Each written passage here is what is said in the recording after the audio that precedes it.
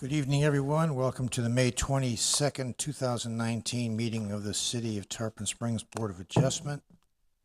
Let's begin with our call to order and roll call, please, Kim. Chairman Elliott. Here. Mr. Rabowski. Here. Mr. Burris. Here. Mr. Eisner. Here. Ms. Turner. Present.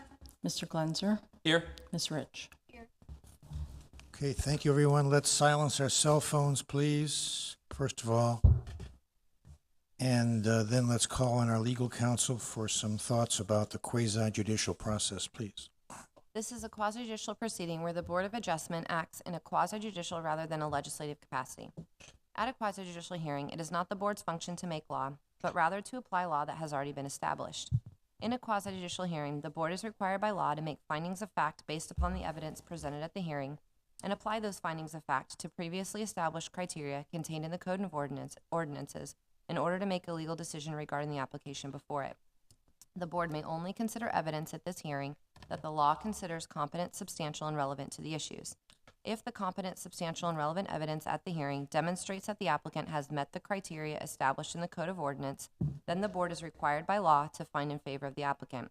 By the same token, if the competent, substantial, and relevant evidence at the hearing demonstrates that the applicant has failed to meet the criteria established in the Code of Ordinance, then the board is required by law to find against the applicant. Are there any members of the board this evening wishing to disclose any conflicts of interest or ex parte communication? I did speak with the staff a few days ago just about the factual basis for some of these applications, but no opinions were generated, and it lasted about 10 minutes is all. All right. Anyone else? All right. Anyone wishing to speak this evening? If you could please stand and raise your right hand to be sworn in. Anybody going to testify today, please stand up and accept the oath. Thank you. Do you swear or affirm that the testimony you're about to give is the truth, the whole truth, and nothing but the truth? So sworn. Thank you. When you come to the podium, please state your name and your address, and of course your relationship to the property involved. The first item is a request for an extension for a previously approved variance at 100 Shore Drive near Sunset Beach. Let's begin with our staff recommendation, please. This is a request to authorize a one-time 6-month extension to a variance to reduce the minimum rear yard setback in order to build a single-family home. On May 24th, 2017, the Board of Adjustment approved this variance, case number 1740, and the applicant is seeking the extension to move forward with plans for the property. If granted, the new expiration date for this variance would be November 24th, 2019. This application was properly noticed. Staff has not received any responses to the notice, and staff recommends that the Board of Adjustment approve the request for the one-time 6-month extension for variance case 1740. Okay, thank you, Ms. McNeese. Any comments from the board or questions? Keep in mind, people in the audience, you have the right to cross-examine anybody anytime on an application. We'd like to see cross-examination when you come to the podium and state your case, but you have the right to cross-examine when that person speaks. So, seeing no questions from the board, any comments from the applicant? Let's hear from the applicant first, and then people in the audience. Thank you. Tom Blair's on behalf of the applicant, Rudy Onatz. I really don't have any comments. I just want to make sure that everybody knew he was being represented. Okay, thank you. Any questions or comments for Mr. Beliers? Okay, Mr. Johnson, you want to come forward, please, and give us your name and your address, please. Bruce Huffman, 1716 Tallahassee Drive. I'm directly next door to the lot we're talking. First, the zoning notice sign is in the wrong place. None of the neighborhood realized what lot we're talking to. You've driven past it a zillion times. Sure. Why wasn't some of that addressed so the neighborhood could be here? You had the opportunity to. You guys, if you could address just us so that you don't have just address us. Oh, I'm sorry. Yeah. All right, the question from Mr. Huffman was concerning the placard. Again, we have this problem. Apparently, the placard is not properly signed. Is that correct? Does anybody know? As far, to the best of my knowledge, the sign was posted on the property. Did the notices go out to 200 feet? Yes. Did you receive one of those, sir? I think I did. But, like I say, the first 4 times, the sign and notice was in the right place. You know, the neighborhood wasn't concerned because they know the owners of this lot aren't going to build anytime soon. Bruce, do you know where the sign was located exactly? It's on the, would it be southwest corner of Tallahassee and Shore Drive. This lot's on the north side of Tallahassee Drive and Shore. So the sign was across the street? Yes, No, it was not. it is. It was right on the line. You need to get your Okay, glasses what- checked. When did you notice this? A week ago, before I left on vacation for a week. Right, because usually when something like that comes up, all you need to do is call staff and they send out a crew to change it. Okay? But we also, that's just another notice that we use. It's not the only notice, so there is a letter that's sent out to all the people in the area. So whether it was, because we've had issues where in windy days, the sign is on the right property and it's blown down, and I understand So- completely. was that the only thing, though, that was the sign? No, most of the neighborhood, I've been here 4 or 5 times. Y'all shot it down the first time. It's a non-conforming lot. He wants a variance so he can move his house around to make it fit. I understand that. I don't have a problem with the man building a house, but it needs to follow the same setbacks as the neighborhood. We have a comment from our legal counsel on this issue, please. Yeah, as far as the variance is concerned, the variance has already been granted, so no new evidence regarding the variance is going to be come to light or to bear on your decision. It's just whether or not you think that this applicant should receive a 6-month extension. Well, we've heard, Not whether or not you're going to reapprove the variance. The variance has already been approved, which means this board or a previous board has already found that it met the criteria in the code. It's whether or not that there should be, if there are any extenuating circumstances. I mean, there's no criteria in your code that determines whether or not you should or should not grant a 6-month extension. But we're not here to rehear the variance application. okay, I'm curious, how many times can you keep approving this? He came the first meeting, he's going to build his forever home. Now he's went and bought another non-conforming lot a block away. Has he come in for that, to get it rezoned or setbacks changed? How is that even relevant? Well, it makes a habit of One at a doing time, this. please. Mr. Huffman? All right, you have a question? Who's the question to? Anybody in particular? To the Well, you- applicant? All right, this is Yeah. cross-examination. As I- Mr. Balearis, get to the microphone. And this is, As I responded, how is that relevant to what we're discussing now? right, and this This is is not a different lot. quasi-judicial, this is not a quasi-judicial hearing. This application is not. Okay, There's no cross-examination warranted. okay. I only have one question. You said this, that we shot it down? Yeah, the first meeting, I gave the history of the lot. On the microphone, please, could you? Oh, I'm sorry. I'm not used to being at a podium. 1927, Sunset Hills was plotted. It was a non-conforming lot then. Late 60s, early 70s, the building inspector owned the lot. He sold it and told the man who bought the lot that he could build whatever he wanted, he'd sign off. Well, that was dark days in Tarpon. It wasn't. Hearsay? Yep. And okay, I think the question. Can we My have the question again? is, I'm reading something here that says, we granted with a 5-0 unanimous decision. But the last was, so I don't understand where we shot this The down. last meeting, Herb brought it up so quick and ran it through so quickly, nobody had a chance to get up and speak. That's not true. Not true. Yeah. Yes, sir. You want to Okay. use the mic? Yeah, and again, this is not a quasi-judicial proceeding, so technically evidence is not to be taken. This is at I the was just- pleasure of the chair, so. My only question was, you made a statement, and I want to clarify this, just the statement, that's it. You said that you were talking about, we shot it down. Yes. We had a 5-0 agreement. That was the last meeting. That's the only one that counts. Okay, well, the first one, y'all This said one no. back in 1927? Because that was No, before no, my time, 2 years ago. okay? We met upstairs, up at the old home ec room upstairs here. So, Why you know, didn't you I don't object? understand why he can come in and get a variance to go against everything the neighborhood doesn't want. We brought 300 signatures before you.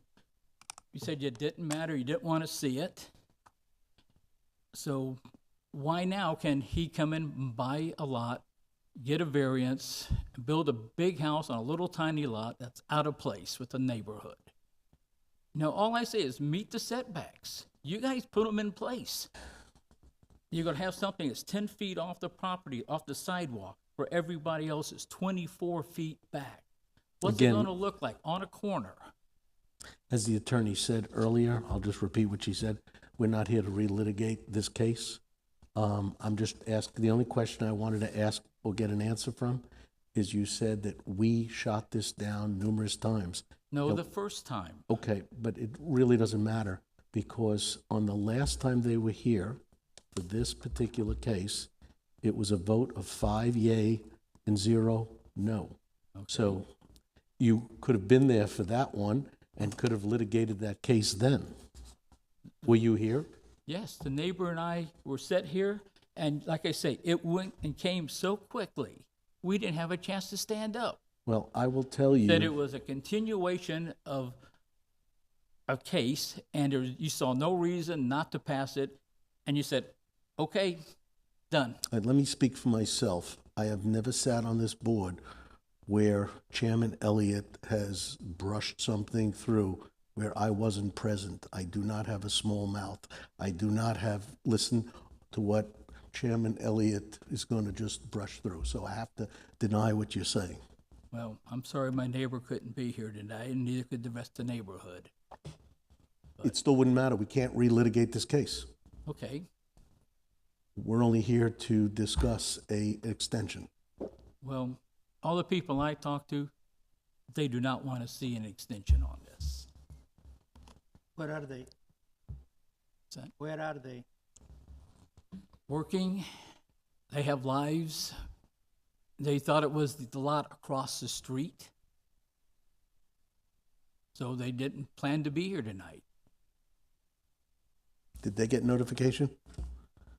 Not if they're not 200 feet away from it, they didn't. Are you questioning at this point the procedures the city has, whether it's the sign or the any type of advertisement they have? Is that what you're questioning? Or are you questioning what this board decided the last time or the time before? For everything? All of them. All of We don't, nobody wants the setbacks changed. Where were you the first time, where were you the second time, and now you're showing up now? The second, from the time all this started, Yes. I think the meeting was in this room. Before it was But upstairs. where were you those times? I was here. What about the first time? I was here the first time. Why didn't you object at that point? We did. There were lots of people that did. Your board said no the first time. So what do you think has changed now? I don't know. But if we said you guys no- are voting, not me. At this point, the direction that I'll give to the board is that the same as I said before. We're not here to reopen the variance. This board has already granted the variance by a unanimous vote in May of 2017. The applicant is coming before this board to ask, per your code, they have the right to ask for 1 6-month extension of the variance. And after that, they would have to come back and apply for a new variance. Okay, So, where is so it? I'm sorry. this board is only to consider whether or not they should get an extension. Now, there's nothing in the code that governs the criteria. This is not a quasi-judicial decision, but my advice would be you may want to consider things like what were the circumstances that led them to needing the 6-month extension. But we are not going to go over any evidence or any opposition to the variance that was granted already, that has already been granted. That was going to be my question, is what happened over the last 2 years that couldn't put shovel in the ground within 2 years? I mean, he was told, I know that Chairman Elliott says he makes it very clear at the end, he says, this has been approved, you have 2 years, good luck and Godspeed kind of a thing.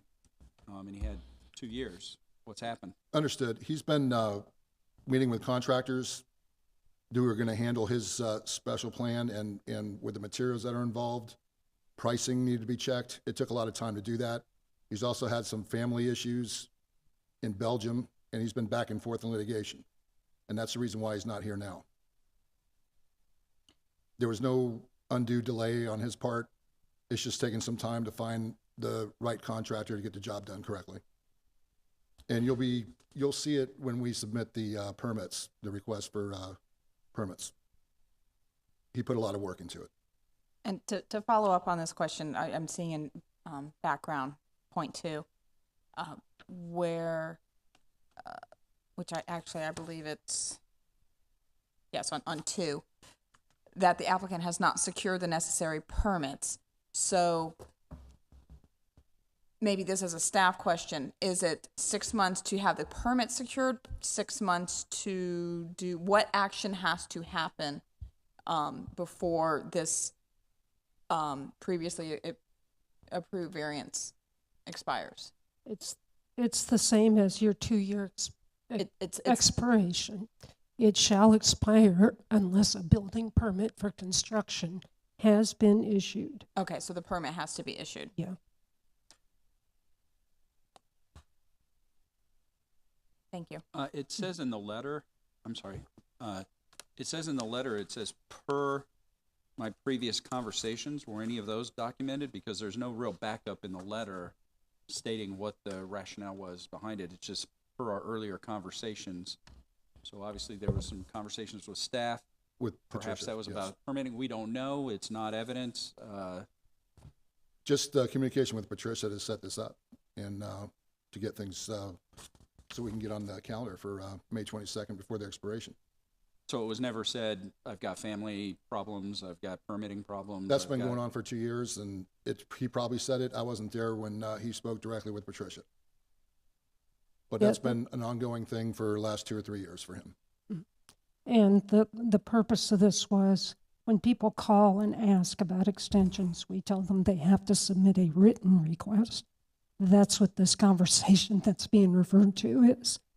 The written request can be by email, and it has to be received 30 days ahead of the expiration. That's really all that was. But there was no communication to you about what caused the delay or anything No. like that. So there's nothing we're missing here. No. And, yeah, and remember, there's no evidence to be taken. This is not a quasi-judicial proceeding. This is just a Fair enough. administrative extension of a variance that was already granted. Right. Can I ask Mr. Beleris a question? Can you ask a question to the applicant? Is that allowed? I mean, at this point, Mr. Chairman, you've allowed him to speak in general. I would say, I would limit it to no, just public comment. If you guys want to have We'll a talk outside. conversation off the record. All right, Mr. Huffman, why don't you ask the What board? his profession is? What does Rudy do for a living? What does it matter? how is That that has no relevant? bearing on this Yeah. application. Builder, isn't he? He's well, from what I know and from what I've dealt with him, he's a mortgage broker, and he also deals in. Mr. Beleris, that's not germane to our discussion, what the guy okay. does for a living. This is a slander kind of situation. No, I'm sorry, But, it's not. I have no gentlemen, problem please, with let's the We're not get back interested to in the hearing any item. of this, Landa. man. Okay, if Can we go for a motion? If he's a mortgage broker and His real estate profession has developer, zero bearing doesn't on he this know per- builders? We do this outside. Could I make a couple of comments? Please do. Maybe make it worse, I don't know. But He's defending his own. as I recall the history, I've been on this board now, I think, 4 years. And before I got on the board, there was a variance the month before, and it was postponed. It was my first meeting on the board 4 or 5 years ago. And I was not chairman at that time, and the board granted the variance. Then there was an extension for 2 years. And this is the third extension, I believe. Is We that correct? reapplied. No? We reapplied the last time. No, your code only allows for a 1 6-month extension. They would have had to apply for a new Okay, variance. all right. The sign issue does bother me. As we all know, this is not the first time, and we've been advised that it's not jurisdictional. We have to consider the application even if the sign's not there. But it does bother me. I was going to bring it up at the end when we're talking about board comments, procedures. Is it possible, I probably know the answer, is it possible to, this variance expires in 2 days, or 1 day, tomorrow, May 24th. Is it possible to give a 1-month extension and have this come back next month with the sign properly posted? There's nothing in your No, code that okay. allows for that. And even if the sign had fallen down, as you've heard, even though this is not an evidentiary hearing, the postcards did go out. It's also been posted publicly on the building as well. So there has been proper notice per statutes and per the city's code. Okay. And the Tampa Bay Yeah. Times as well. Right, okay. And there is one point I should bring up, which I wasn't going to, but the extension section in the code says, provided proper public notification by mail has been given. Yeah. I over-noticed this just because I missed that, okay? So I did a legal ad, I did a sign, and I did postcards. So it's been, I don't know if over-noticed is a term, but Okay. Is there anybody the else in sign the wasn't audience wishing to required. speak on this item? So to clarify, you were legally required to send postcards. yes, You sent postcards and posted a sign, which we've discussed the location of the sign, and placed an ad. yes. Thank you. Oh, sorry for Jack. Anybody else wish to speak on this item? Okay, seeing none. Are we ready for a motion? Motion to approve. Second. Discussion? I didn't mean to cut off anybody. Mr. Huffman, I really apologize. You've said what you had to say? No, I'm curious. Every 6 months, this can come up for final approval, or We have a motion, don't we, on Yeah, the floor? that's- Yeah, there's no motion, so Okay, there's all no right. more. We're allowed one variance and this is it.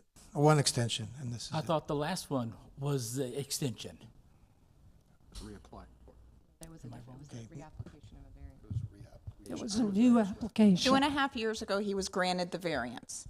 What's that? Excuse me, it was two and a half years ago, he 2 years ago. 2 years. was granted We the do a vote. variance. Right. He got a one-time 6-month extension. No. No. 2 years ago, he No, was he granted didn't. the variance, and he's asking for his 6 months. 6-month Right. extension. Right. But I'm saying, what happened even before then, Oh, to the prior variance, to the prior variance? I don't know. Prior expired. I don't know either. He had a variance, it expired. Okay, Then he applied for a second variance okay. 2 years ago, which he got For 6 months or for 2 2 years? years. 2 years. 2 years ago, he Okay. applied for a variance that's good for 2 years. Okay. It is up for expiration in 2 days. Okay, I didn't understand The, that part. our codes say that he is allowed one 6-month variance, which is what is before us now. So if we grant him the 6-month variance today, he has 6 months to get those permits. If he does not get those permits within those 6 months, then he's back to the drawing board. It's an extension. So it's an extension of that 2-year. Okay, let's get back. We have a motion on the floor, please. I think we've exhausted all the discussion we can. And a second. Any further discussion from the board on this item? All right, let's have a roll call vote. Ms. Yothers? Ms. Turner, Approve. Mr. Eisner, Approve. Mr. Burris, Yes. Mr. Abowski, Yes. Mr. Elliott. Yes. Okay, you have 6 months to get your permits. You know that, right? Thank you. Thank you for your time.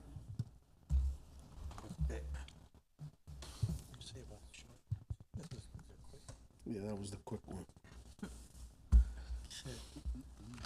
Item number 4 on the agenda, 19-38. This is 1313 East Court Street in Young Subdivision, east of US 19. Let's have the staff report, please. This is a variance request to reduce the required minimum building floor elevation relative to the adjacent street. The reduction would be from 18 inches over the crown of the road to minus 25, about minus 25 inches below that point. This is in order to build a single-family residence. Basically, what we have is a land development code requirement that requires your living area of your finished floor to be 18 inches above the highest point of the road or the crown of the road pavement. In this case, the road pavement is about 30.3 feet in height, and the lot, the center of the lot where the house would be built, is about 28.2 feet. So it's about 3.5 feet lower, the elevation. The applicant is requesting that the variance be granted to allow the residence to be built at the current lot grade elevation. And if you have any questions on the analysis, I can answer those. Just go directly to the findings. Basically, this is a single-family lot in R70A and is available to build a single-family detached residence. The lot has a significant topographic slope from the front to the back. So the topographic condition is something that the applicant has to overcome, and that is the special condition with the lot. Strict application of the standard would require a significant amount of fill to be brought in to raise the lot by the required about 3.5 feet. This increases the difficulties associated with building a residence, stabilizing the lot, and handling stormwater. And a condition may be able to help ensure that stormwater can be handled at the current elevation.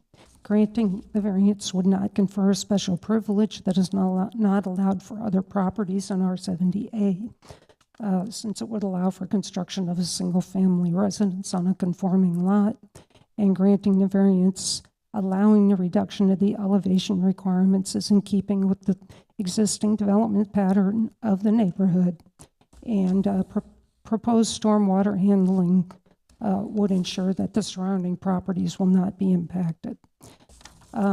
This application was properly noticed and there were no comments received from the public. Staff is recommending approval of the variance for relief from the minimum building elevation requirement for the finished floor of the living area with the following condition: that the plans demonstrate on-site handling of stormwater to the satisfaction of the city and are signed and sealed by a Florida registered engineer and are required in conjunction with a site work and building permit application for this residence. Are there any questions?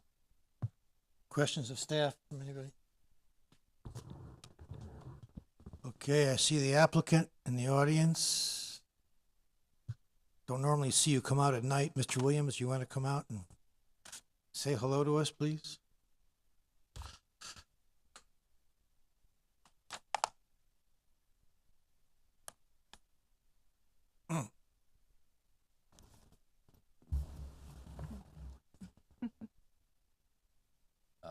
What am I supposed to say now?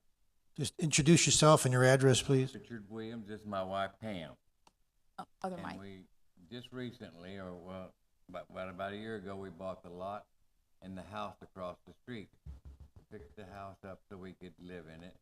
And the lot across the street is kind of about like that. The back of the lot is 6 feet higher. It's 6 feet drop from the sidewalk. Of course, the sidewalk, if we build a house 1.5 feet higher than the ground of the road, it's gonna be like it's on an anthill. You know, and we've taken in consideration that once you put a house there, you're gonna have more water problems. We've diverted and made a swell in the back of the lot, so the water will not just run off. Actually, the water, the way God made it, it just runs off to the back of the 2 lots behind us anyway. And we think it's really gonna be better the way we're fixing it up, that the water just, you know, I guess if you got a hurricane, it might get some water off from us, but most of the time, I think we're taking care of the water problem. Beg pardon? Yeah, well, I was a landscape contractor for 46 years, so I pretty much, know how to do that. You've been very kind to. Oh, thank you. Nice to hear. Thank you.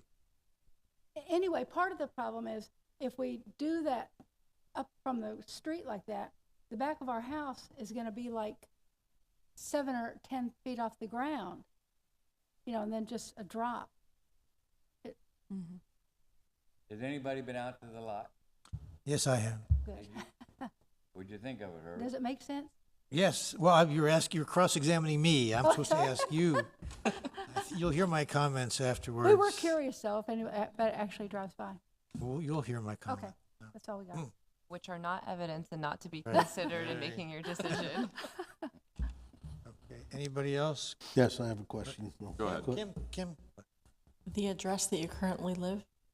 We live at 1315, right next door. You want me to go So if first? we were looking at, the aerial where the lots are numbered, Uh-huh. You go first. your vacant lot is like 17 and a half of 16, so I don't know if you've seen this or not. And I can't see that good. Let me go. Oh, come on up, sorry. So, this green's your vacant lot, so y'all live, Yeah, we just sold the house right across the street here because it's 2-story. oh, okay. We got to be on the microphone, Ms. Williams, if you can grab a microphone go. somewhere. Yeah, okay. We just sold the house right across the street because it was 2-story. We can't do 2 stories anymore. So we wanted a lot. We couldn't find a lot. So the lady across the street had a house and a lot. But she wouldn't sell us just a lot, so we bought the whole thing. So we're living in that little house right next door to the lot. That is the lot right there. Oh, okay, We're in 17. 16. Yeah. 16, okay, so you're living at 16, and you own 16 and 17. Yes, ma'am. I'm seeing what you're doing, okay, thank you. Now you could explain it to me. No, I'm just kidding. I get it. All right, Ms. Turner, any more questions? That's it? Jackie? No, that clarified, Ms. Kim? They just didn't say the name. She only had the address. Am I next? So Okay, Mr. Eisner wants to be next. Okay, my only question to you, have you considered the runoff off the street of what could come into your home, being that you'll be below the crown of the road? Sir, we don't get any runoff off the street. If you're familiar with we're that hi- area, it's all rolling. We're up on a hill. It has gutters, or, on both sides of the street. What do you call them? Swales? Huh? The things in Swale? the road. Swale. They have drainage, and there's no way for the water to drain off the street. It drains down, and it has sub drainage, where and sewer where it goes in and everything. We're kind of at the top of the hill. Okay. If you call it hill. Sidewalk it's is low. I higher. wasn't there, I'm just, Right. So, yeah, Corner I of Court. understand what you're saying. It's a corner of Court and Highland. It does rise up there by those tarpon sale and tennis condos. We're high up there. So if we really do get water in there, we'll all be in big trouble. But well, so you're saying that when you do have a heavy rain, it doesn't jump over the sidewalk? correct. Okay. Yeah. It was just a simple thought. I question. have a background in what you're doing, From the so, sidewalk north, we would get water. From the sidewalk south, would go to the street and down the hill. I just never like hearing about a house going below the crown of the road. That's my own thing. Yeah, it's but in 28. this case, I don't think we're being unreasonable. Okay. It's, It's 28 understand what I'm feet saying. above sea level. No, I wasn't referring for the flooding. Okay. yes, sir. I have no other question. All right, so you're okay with meeting the city's conditions, right? The plans, producing plans of on-site handling of the stormwater to the satisfaction of the city that are signed and sealed by a Florida registered engineer? Yes. Okay. Yes. It's on our house plans. Already. Thank you. And Anyone else? we haven't received any, comment from any neighbors. No. When they sent out all the paperwork, nobody. Anyone else from the board? Negatively. Okay, anybody else in the audience wish to speak on this item? So we're ready for the motion? Motion to approve I second it. with the conditions that they produce the signed and sealed paperwork. Second it. Motion is second, discussion?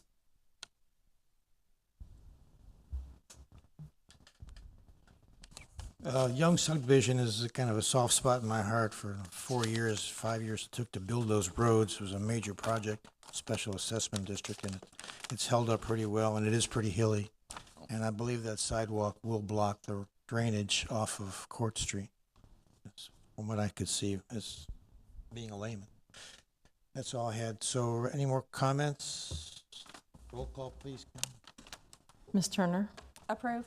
Mr. Eisner? Yes. Mr. Burris? Yes. Mr. Rabowski? Yes. Mr. Elliott? Yes. Okay, you got 2 years, and I'm sure it'll be a beautiful home. 2 years to pull a permit.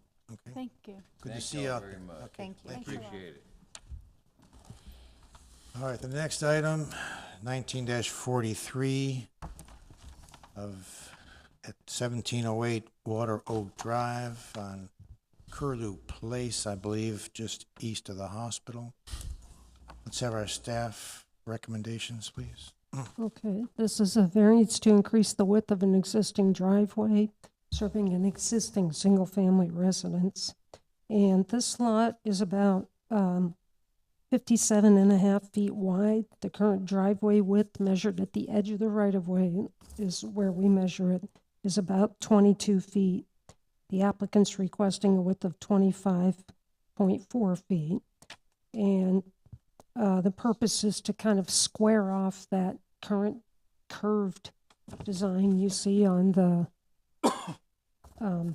well, he's got a survey and then he's got a site plan that shows how that would be filled in to make it kind of perpendicular to the street and flush with the edge of the remainder of the driveway. This is an RPD, a residential plan development zoning district. The lot is conforming based on the method allowable by code to measure lot width using an averaging, but the front of it really is substandard at 57 feet, much less than the lot zoning standard of 75 feet. And the lot line in the front is oddly configured because of the way Water Oak Drive turns at that point and bulbs out into this lot. So it's a curved lot line. And that can be seen on the applicant survey. It almost looks like somebody kind of tried to deal with it when they built the driveway, I guess, with this kind of a curved line that's the driveway curves into the larger apron. And so the applicant has stated that they are regularly driving over the sodded area to access the driveway. The property was platted in 2000 and developed in 2001, and the applicant purchased the property in 2010. The request still keeps the driveway below the code maximum of 28 feet. And with respect to the findings of fact, the special circumstances with the lot have not been self-created because the applicant bought the property as it is currently configured. Strict application of the standards would deny the applicant reasonable use of the existing driveway, and the applicant has presented the minimum necessary variance to make the driveway more usable. This would not confer a special privilege to the applicant, being a driveway of reasonable width that's within standard that most single-family lots have, and granting the variance will not adversely impact surrounding properties and is in keeping with the neighborhood. This was properly noticed. There were no comments received, and staff is recommending approval of the variance for relief from the maximum driveway width restriction. Thank you. Any questions of staff from the board? Seeing none, is the applicant in the audience? Do you wish to say anything, sir? If so, please come forward.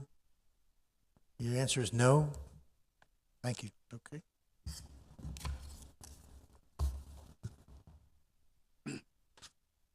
I just have a question. I think I know the answer. Pat, this doesn't qualify for a de minimis variance because it's over 10%. Is that what it is? 5%.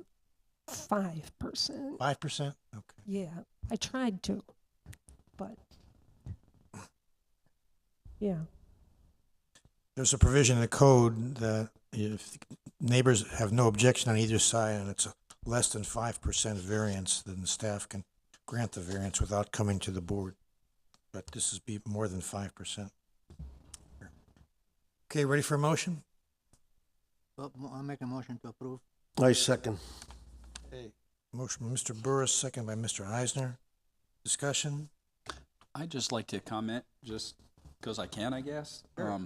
I really appreciate that this matter came before the board as a request for a variance rather than a forgiveness of I did it anyway.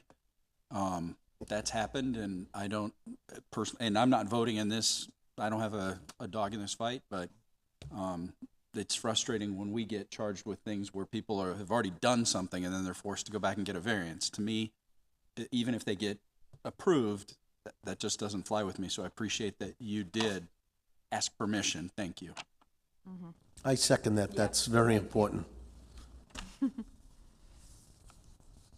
Usually what I say, we ought to give them a free variance and not have to pay for it if you play by the rules, but that's just, nobody, they just laugh Well, at you my could joke. go into your own pocket and reimburse them if you'd like.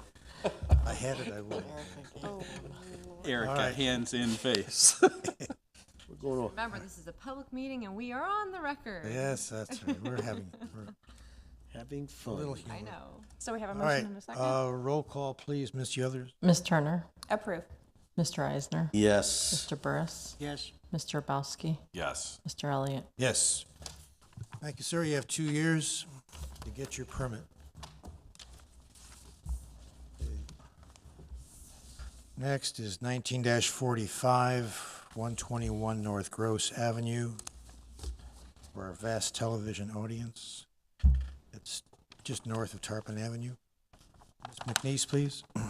This is a request to reduce the minimum required separation distance for driveways on the same side of the street in order to build a new driveway to serve an existing single-family residence. And the code requires a distance of, it's measured from the side property line of 3 feet in order to provide for separation of driveways on the same side of the street. The applicant is requesting a distance of 1 foot from the northern property line. The applicant's proposed a fairly minimal driveway of 10 feet wide, narrowing to about 6.7 feet along the side of the residence. The lot is non-conforming. In the R78 district, it's 50 feet wide. The district standards is 60 feet. There is obviously an existing residence and driveway adjacent to the property on the south side. There's an existing residence and a walkway on the north side, but no driveway. The applicant's property was developed in 1914, and just for the board's edification, it's in this historic district. If this variance is granted, the applicant will need to go before the Heritage Preservation Board to have the driveway design and materials approved.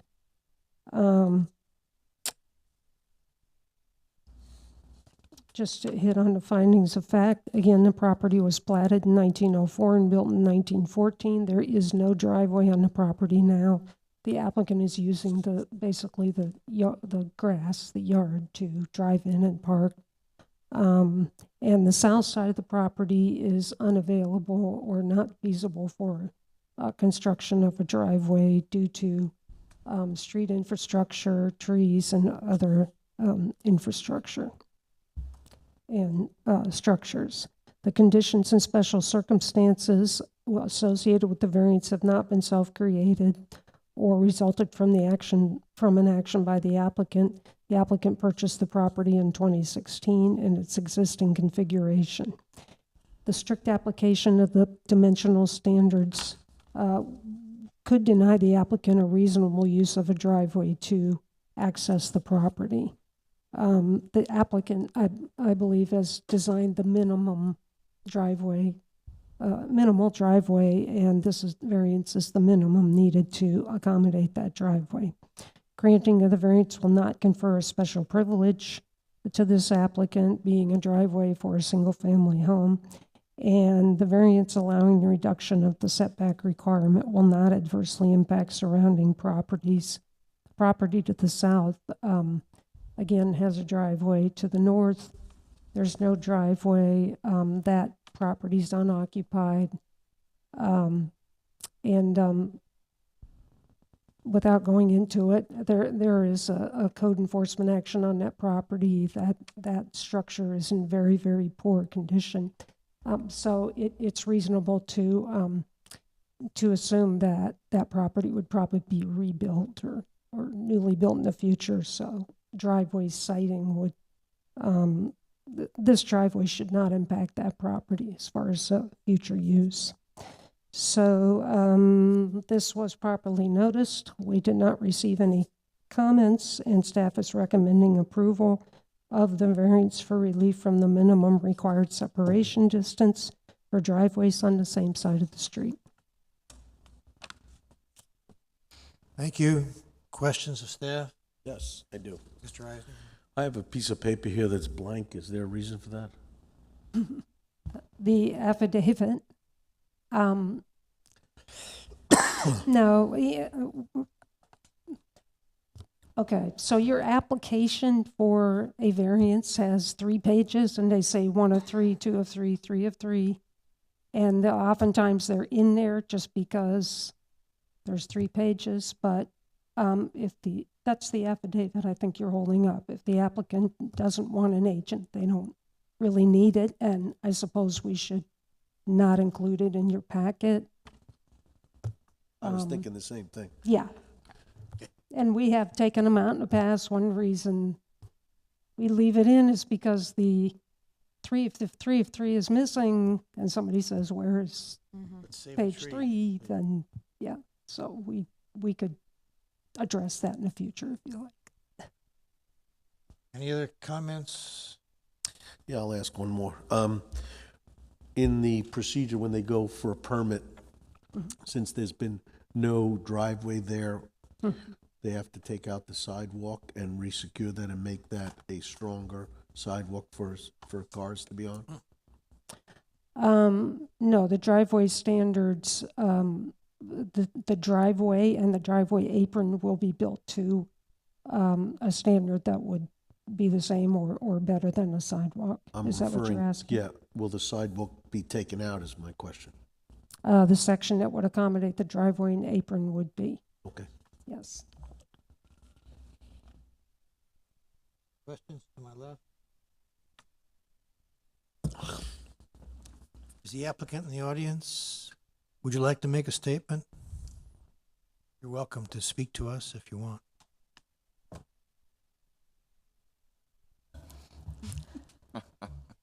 So, is that a yes or a no? No. Okay, the applicant, for the record, has declined to speak.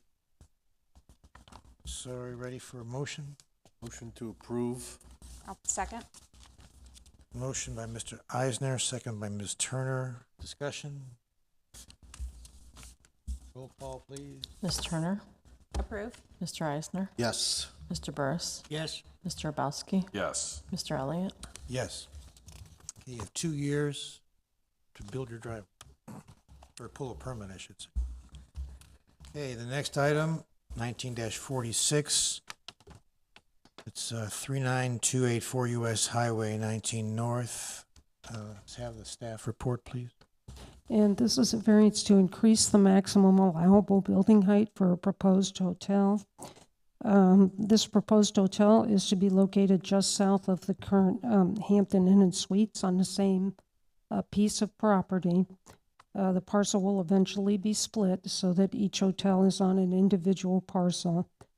This is the subject of a development agreement application, so we're familiar with the proposal that the applicant has. The request is to exceed the maximum allowable height of 35 feet to construct the hotel. The proposed height is 57 feet 4 inches, or 57.3 feet, exceeding the maximum allowable height by 22.3 feet. The applicant proposes to build a 5-story hotel. Hotels are a permitted use by right in this zoning district, which is highway business. And just for kind of history's sake, the existing property, the Hampton Inn and Suites Hotel, was completed in 2002, and that project received a height variance in 2001. With respect to the criteria, the US 19 location of the property makes it unique in that it is one of the few remaining appropriately zoned and physically positioned properties in the city that's viable for a hotel. The use obviously is a use by right in the district. The district standards are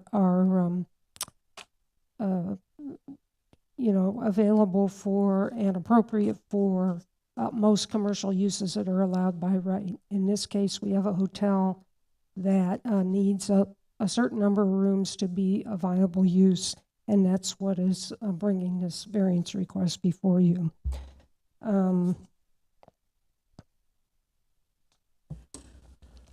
The 5-story hotel proposal is the minimum needed to make the project viable.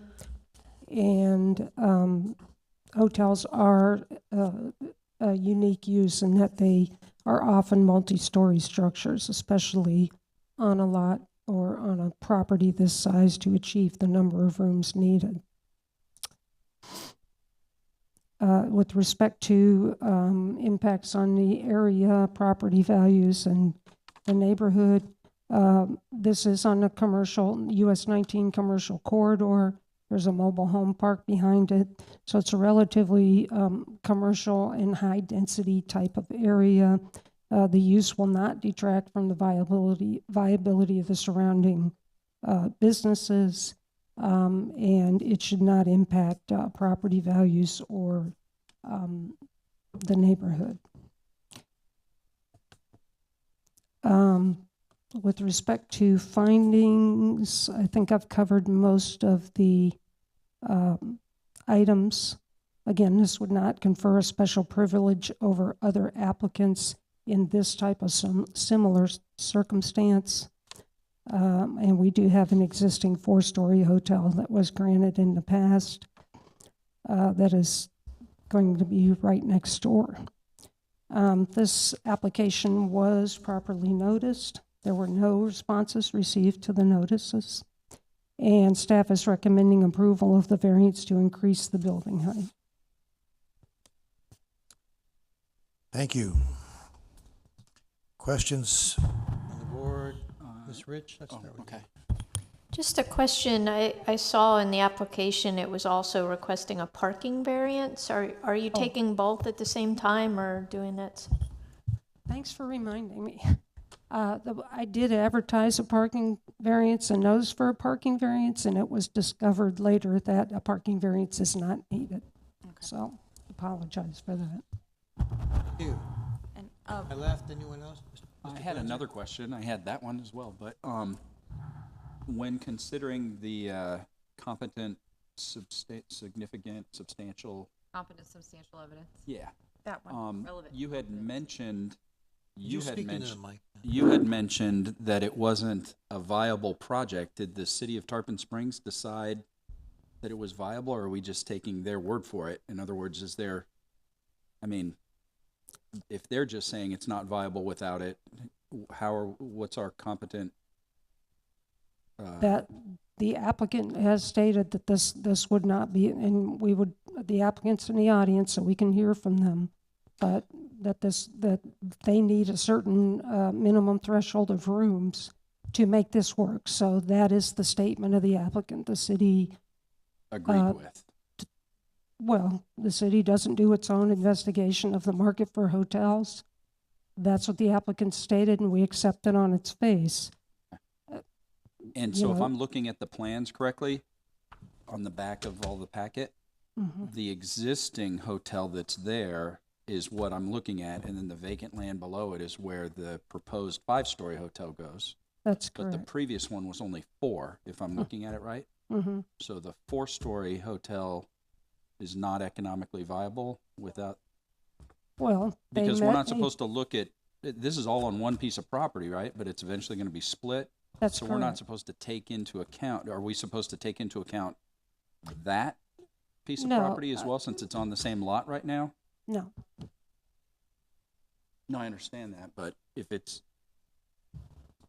on the piece of property, I guess we can consider it, but if it was a neighboring piece, so if the cart comes before the horse and they're asking for the variance now rather than after they split the property, I guess that's my question. okay. Well, hold on just a second, please.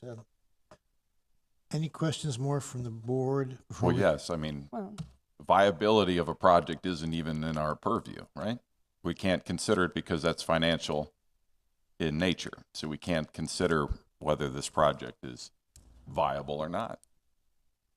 And yet it's in. And I would like to ask the city, why was the standard set at 35 feet? What, for, for height, this why- zone, for highway business, the city's height limits are generally 30, 35, and 45 throughout the code. If you're asking me why was it set at 35, I don't know. And as far as the viability of this specific project, I would say, the applicant can address that, but hotel uses are usually multi-story structures. As far as our review of it, we would judge a hotel to be multi-story structure to be a typical condition. So, I mean, that the fact that the applicant has stated that they need multiple stories is not unusual. Let's put it that way. So, is from a planning perspective, that's what we're looking at. As opposed to other businesses in the district or restaurant or anything else, they can live with the 35-foot height limit. A hotel is a different animal, so that's kind of what makes it unique. That plus the size of and the that, property. I get all that, but isn't this an issue for the Board of Commissioners to change the height? Yes. Because we're not allowed to take into consideration whether this is a viable project or not. So Well, it and seems like you also- would need to go and ask Also, them any to- variance rolls with the property. If they build the hotel 5 stories high and 10 years from now they tear it down, now there's we could put up a 5-story gas station or whatever. We've changed now the zoning, and I'm assuming that at some point during the planning, the number wasn't just arbitrarily throwing darts at a board and saying 35 sounds good. There's probably some planning. But even that if went it on. was, I Right. would ascertain that the city should give us the option of considering financial considerations. That way we could say, yes, please build extra high because we want it to be viable. Well, right now we're not allowed to do that. So if the city commission would change the rules either for the height or the city commission would change the rules so that we can consider financial considerations, then I think we could approve this project. But otherwise, I don't see any way to approve it according to our rules. Could I suggest we hear from the applicant and then continue this discussion? I wasn't done with the staff, though. Okay, I all right, go. I I'm had sorry. questions. Unless you would like to go first. go ahead. I don't even want to cover the review of criteria. I want to go right to the findings of fact. I don't know how any of these findings of fact have been found. It says here, the conditions and special circumstances associated with this variance have not been self-created. Well, they have, because they can build a 35-foot structure. They have decided that on financial means that they need to do 57 or they need to do 67 or 87. So it is self. How did you come up with that it's not self? The size of the physical limitations of the property and the use proposed, in this case, a hotel, which is unique, which How is is it the other unique? unique piece. Because hotels are typically multi-story structures and, Does the code call them unique? Was it one at a time? I'm One at a sorry. time, yes. Mr. Eisner, sorry, you. Believe me, I need no help. I just don't understand what makes this unique. I'll go back to saying that this is a legislative decision more so than a variance board to decide that we could make this into 50 or 60 or 70 feet. I just don't get, but I'll listen to what you said with that. Then the next one is strict application of the height restriction would deny the applicant the ability to build the proposed hotel. But it wouldn't. It would restrict them from building the proposed hotel to their height, not to a hotel. right, but the hotel would not be built without a height of more than 35 feet. Right, but how am I supposed to make a decision on something? I don't know if that land can hold 50 feet, 60 feet, 70 feet, or 80 feet. That's not our view. Mr. That, Chairman, do you mind if could I ask a clarifying question? Okay, counsel? Is the hotel the only use of right that can happen on this property, or are there other uses? There are other uses. There are other uses that could be made on this parcel. So moving on to number 5, again, I have granting the variance would not confer a special privilege over the other applicants in similar circumstances. But that's again false because it is granting a special privilege that is not similar to anybody. And the only evidence that I have here going back is this prior project that was done back in 2001, which we can't use because we can't go back to old decisions that were made, even if it was done last month. So I don't understand how that answer came as this is an approval. To me, this should have been a staff denial before it even got to us. That's my concern. I just don't understand it. So I would, I can give you a few more things, but is there any of these that you could explain that would make sense to me? Just that in the city, we have limited properties available for commercial development and very limited properties that have zonings that allow hotels. So this is a proposed hotel. That's the unique use. That's the use we're talking about that has special needs. They need to meet a certain number of rooms to make it work, okay? That and the property that's proposed is limited in size, so to make that work, we need a multi-story structure to achieve the number of rooms needed to build a hotel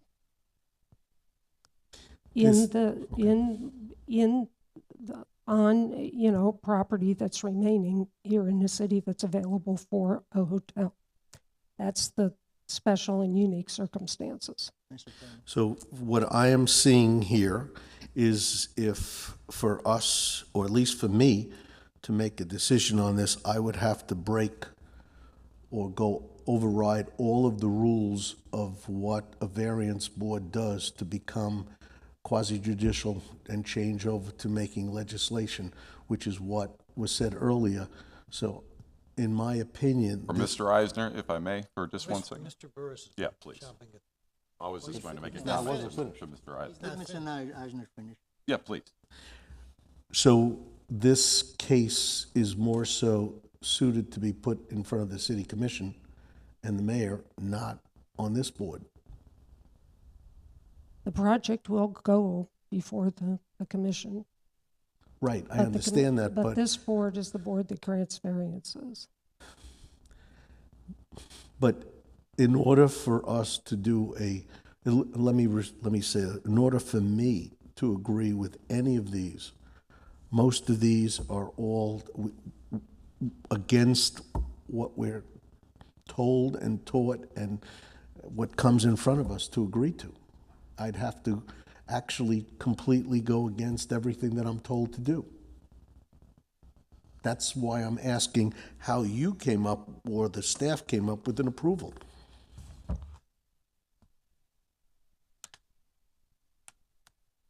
Could I ask you to Hold off? come back to it? I'd like to hear from the applicants. Mr. Burris wants to make some I'd comments. like to ask the staff one question before we get to that, please. The existing hotel has a retention pond, correct?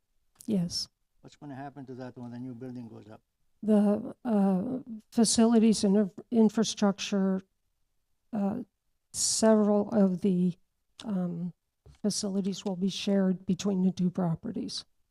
If the hotel that was built years ago has this size retention pond, and you're putting another hotel 5 stories high, whatever it is, you're gonna have enough room to have a retention pond of equal or the same size or whatever is required? A review of To the, mitigate that, a review of the preliminary plan in the development agreement process by our stormwater engineer indicates, yes, there will be sufficient room. are we That's putting? something that's not part of this application. This board does not determine whether or not the building plans are sufficient enough for water retention or stormwater drainage. That will go before permitting, and that will be dealt with in the permitting Why process. don't we get then this application? Because they're after they asking finish? for a variance from the height requirements. Not whether or not the height requirement will impact the stormwater. That'll be the building department's determination whether or not they have a proper plan in place.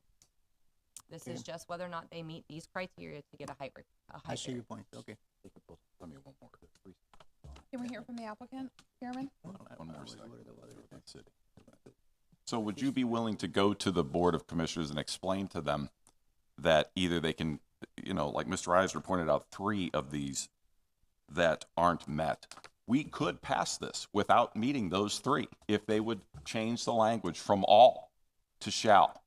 Is it shall Okay, considered? I'm going to stop you right there. This has already been done. This has already gone before the Board of Commissioners, or it hasn't gone before the Board of Commissioners because they chose not to hear it. You are not here to determine whether or not the code should be changed so that you can grant more variances. The purpose of a variance is supposed to be hard. It is varying from the standards from the city. If you feel that these criteria have not been met based on the evidence and the applicant has yet to speak, then it is in your purview to deny the variance.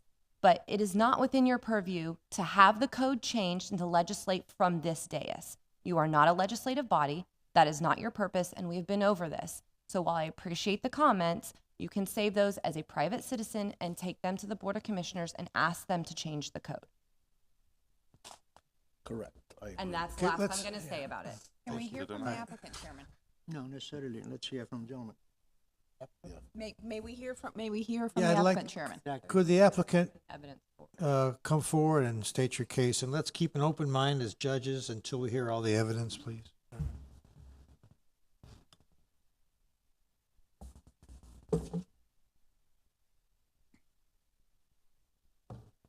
Hi, my name is Karan Patel. I'm with HDB, or Microphone's that representing one. HDBVM. Oh, the microphone's the other one. Sorry. Okay, name is Kiran Patel. I'm with HDBVM, the developer, at 39284 US Highway 19. If I remember some of the conversation that took place here a little bit, I'll try to shed some light on it. The purpose for us going to a 5-story building was in order for us to be able to also accommodate the necessary on-site parking, which required us to shrink the building footprint, which caused us to raise the height. Hotels of this nature, where it wasn't mentioned, but we're proposing to build a Holiday Inn Express, an upper-tier hotel. IHG, the parent company for Holiday Inn, will not grant a license to facilities that are going to do less than typically 70 rooms. We had approached them numerous years ago, and they had denied it when we were thinking of doing only 54 as a 4-story building. So that is part of the reason that we need to go up the extra height. The stormwater issue, when the existing Hampton was built, at that time, the pond was sized to be able to accommodate the development that is going in now, because we didn't want to have to reinvent the wheel at that time. just like we stubbed out the sanitary service to the lift station to the south side of the driveway to allow tying into that. With the footprint being what it is, the parking being what it is, we're going to be converting the open basin to an underground storage basin. It is still going to be able to handle a 100-year storm as required by the county codes. And there will be no stormwater issues, and we will make sure that it's been properly addressed during the permitting period. The height variance that was granted to the Hampton at the time, because I was involved at that time as well, we were granted the height variance. The reason that we were told the height variance was set to 35 feet was because of limiting EMS equipment, primarily the fire department. They didn't have facilities that could reach structures higher than that. Since then, they have acquired the equipment and the pumps to be able to reach higher structures. And that's how my understanding of the history was on why it was limited to 35 feet in the past. We were granted the height variance to the Hampton, which is because we've got a pitched roof, the height variance goes to the median of the roof, and that was granted at 45 feet. With having to go to a fifth story, we're going to go to a flat roof, which will allow us to minimize the height that we have to go, or keep it as low as we possibly can. One other thing is in the plans, the 57 foot 4 inches that we're requesting is to the highest point of a parapet, which is an architectural component of the building as required by the franchise for aesthetic purposes. Other portions of the building will actually be lower. It's that 57.4 is limited in terms of what this height of the actual structure will be. I'm trying to think if there was anything else that I forgot from the conversation that took place. I mentioned the reason for the height being what it is. The Hampton is an 84-room building, so it was viable at that time to go 4 stories. At that point, we had adequate parking to be able to accommodate it. If we restrict ourselves to 4 stories and still meet the franchise requirement of the minimum number of rooms, we would not have enough parking. So those were all the components that were taken into consideration. And then we're also seeing that, there's a need for it. And one of the things that we saw over the course of the last 12 years that we've been running the Hampton is that there is a desire and a need for a larger public facility for gathering purposes. We're trying to accommodate that into this building as well. So we're trying to be, I guess, as conforming as we can, considering all the different parties' requirements, constraints, etc. So if I missed anything, I'm happy to answer any other questions.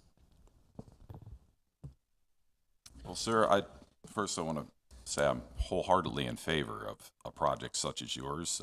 The city desperately needs more hotels. I mean, that's a fact. The problem is our city legal team has hamstrung us and caused us to not consider money or monetary concerns in any of our deliberations. They also have forced us to meet all of these criteria, which, as Mr. Eisner has pointed out, you already don't meet 3. It's not your fault. It's the legal team that works for the city, the way they drafted this thing. I'm going to interrupt you right there. The county does not have these same restrictions. So if you could go to the commissioners and implore them to give us more leeway, then we could easily grant the application. But as it stands today, I don't see how we can. Well, one of the things, just to respond back, that you did remind me about what Mr. Eisner's comment was, is that this is a self-induced condition by having to go 5 feet. It really isn't. I mean, in order to get the franchise of the quality of a Holiday Inn, we have to have the room counts there. To do something that would be staying within the 35-foot restriction, you're talking about us potentially building a 30-room property.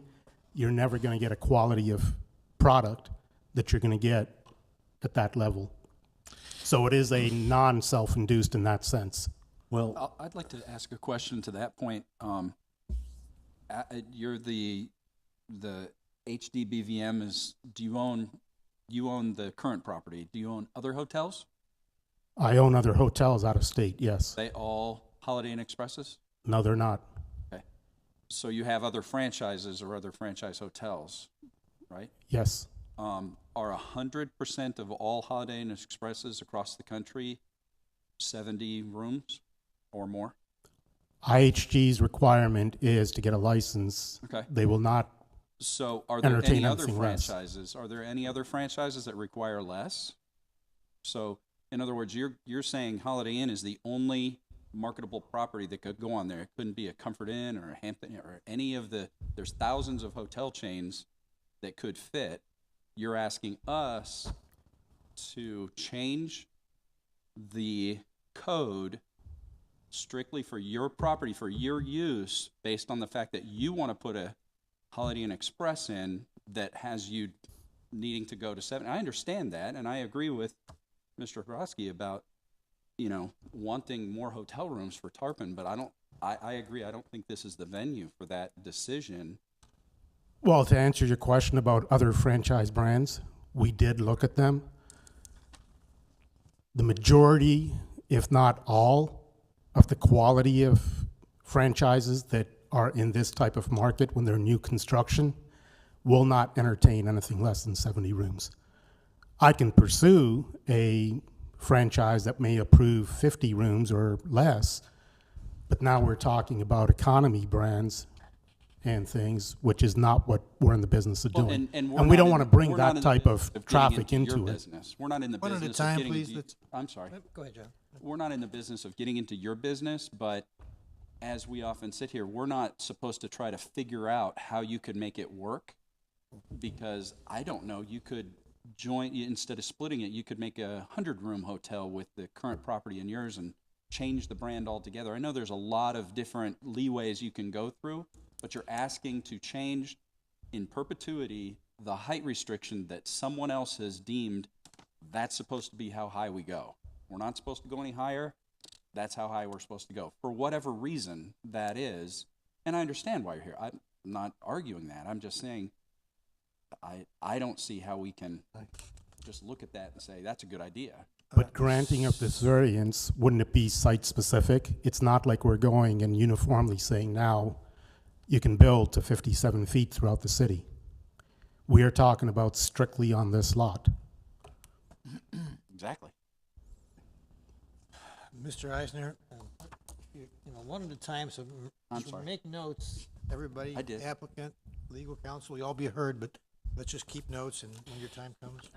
as much as I would agree with some of the past comments, we need your hotel here more than more than you want it, okay?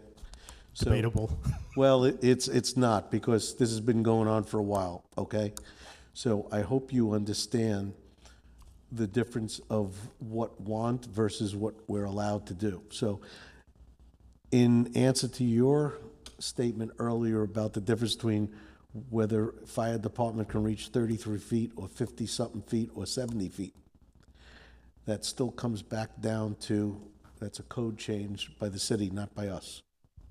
So if and we do have one of the best fire departments around, and I don't know their exact dimensions of where they could reach. They may be able to reach 80 feet, I don't know. But again, that goes back to the city to change. As we improve our fire department, we have to change the code to make sure that it accommodates your size of what you want to do, which is, again, I will say induced, because bottom line, we cannot make that decision again, because we're not allowed, if there's one of these criteria you don't meet, we have to say, no, unless you could convince us that that one criteria, you're giving us a reason that we can possibly see your point, but I have three here that just honestly make not a bit of sense to me unless I have an ability to legislate, which we don't have. Okay, Mr. Burris is chomping at the bit. Can you defer for a few minutes? May I have a minute from your time, please? It'll cost you, but sure, go ahead. All right. I have a question for the staff. Yes, I have a question for the staff. The office building on Martin Luther King Boulevard, US 19, how high is it? 100 feet? 90 feet? I don't know, but, I mean, does anybody know how many stories? That's 60 at feet? least, Six, I think. yeah. Let's say Least 60 five. feet. Are you talking about the, sorry, On Okay, Martin Luther King. and- Martin Luther King. And US 19. Yes, Just past Tarpon 19. Towers? yes, I believe Tarpon Towers is 6 stories, if not 7. okay. Yeah. My point is this. If we take the hotel out of the equation and I put a building like the Tarpon Towers, then I have the permission to do it, correct? 60, 70, 80 feet? Then why not? It's already pre-existing. You can't, Question for the He's right. If we pass a variance for a hotel, he could decide to build a The Tarpon question was for the Towers. staff. Let me ask you, I'm let me sorry. ask you that question. Can a building, an office building, go in that same lot, that's 60, 70, 80 feet? The basis for the basis for, part of the basis for recommending approval of this is the unique use, the hotel.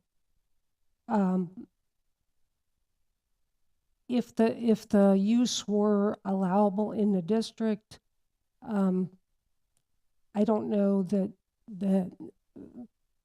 an office tower would be permittable. I suppose that as far as the height, if you're granting the height variance, part of the findings would be the unique use, which would be the hotel. And I hate to chime in, but can you point me to where in the criteria the use is unique? Because the criteria, as far as number 1 is concerned, it's as of the physical surrounding, shape, topographical conditions, or other physical or environmental conditions, not the use of the specific property. Right, So it's not that the That- use is unique, it's that the property itself is unique. right, with respect to the use proposed, which Look, is the hotel. let me- The property is limited. Are you done? Go ahead, Michael? go ahead. And in addition, the last line, and which do not apply generally to property located in the same zoning district. Well, it doesn't apply because the ruling there is all 35 feet. I think I see where you're going with this, Right. is that the uniqueness as to this property is this property has zoning that does allow for a hotel, and that just because something may be zoned commercial, it's commercial but not hotel. I know that's not the official Right. legal terms, but so in thinking that, what other properties, which Mr. Patel, you may be aware of this in your line of work, within, city proper, where a quality level hotel, a Holiday Inn, not a Motel 6 type hotel, a Holiday Inn Express hotel, that we have the zoning, this hotel specific zoning. It sounds like there's very limited options within the city. Is that what's happening? Yes, there are very limited options as far as properties and the use itself, so the height limit specifically restricts, in our opinion, the proposed use of a hotel, which is permitted by right in this district and in other districts. But the height allowance is not there in those districts. So when we're looking at, if we had a 10-acre piece of property where you could spread a hotel out This back. and have 2 stories, Mm-hmm. then you could do that. But the physical condition of the property, the size and the limitations,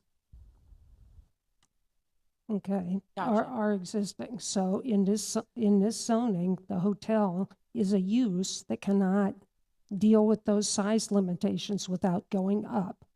So The other uses can, restaurants, office, things like that can generally accommodate the size of the property and not go over the 35 feet. So the unique condition of this property is the uniqueness of this hotel zoning, is what we're The trying to get at. uniqueness of the hotel use use. in the zoning. Mr. Patel? Okay, Just to add a little bit to what Patricia just said. New construction hotels these days, But I had asked Mr. Patel in my question as well to chime in. new hotels these days, when they're being constructed, in addition to the minimum number of units that the franchises will approve, nowadays also have a minimum 3-story, preferably 4-story requirement. Existing hotels, when they are coming up for relicensing, are being, in essence, forced into adding a story because now they are being requested and required to have elevators to offer the same opportunities to ADA people to upper floors.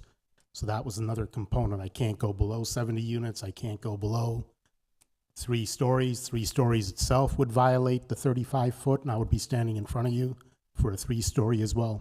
Okay. Thank you, sir. All right, Michael. Can you wait? Thank you for your time, Chairman. Anyone else besides Mr. Eisner want to speak?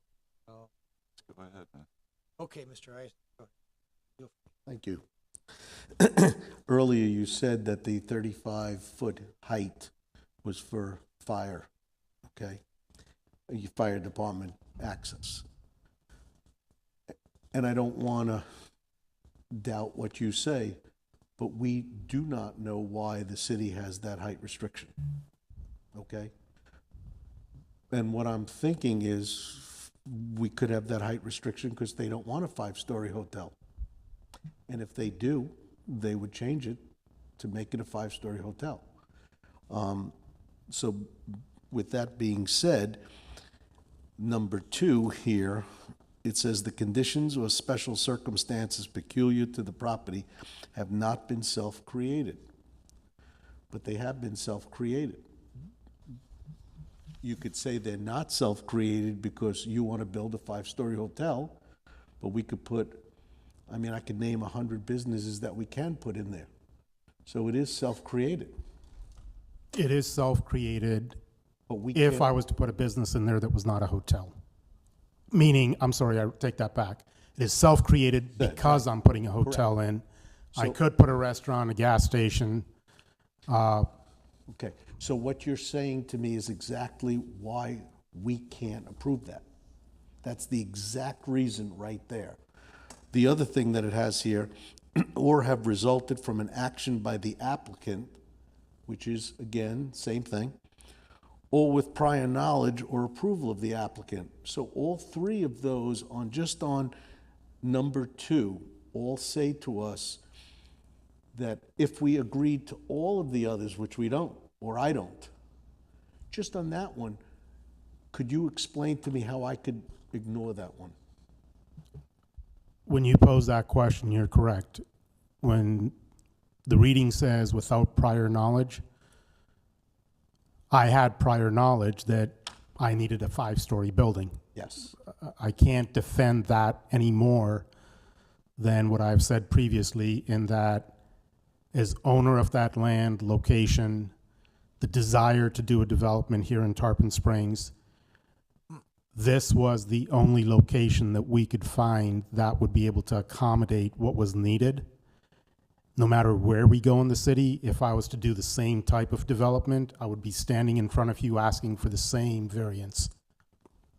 So it is self-created in my case because I choose to do it as a hotel as opposed to a gas station, for a lack of a better Well, that is conversion. the exact reason what restricts at least me from going in and trying to grant it, because I'm restricted. My hands are tied, at least on my own decision, that it hasn't been met.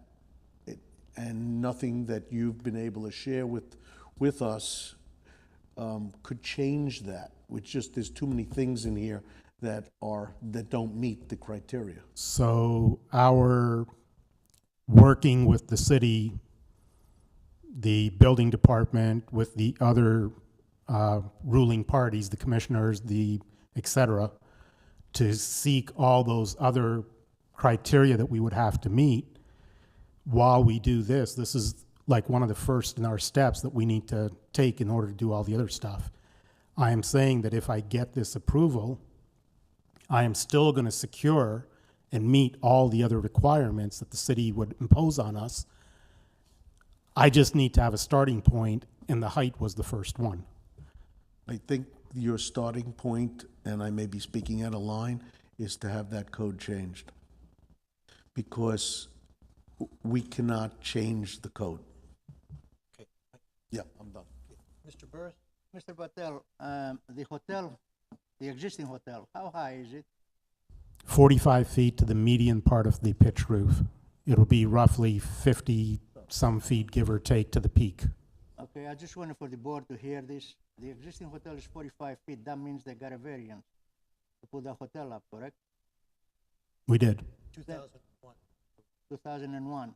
Then why was that board in good standing in 2001 permitting the existing hotel to go to 45 feet?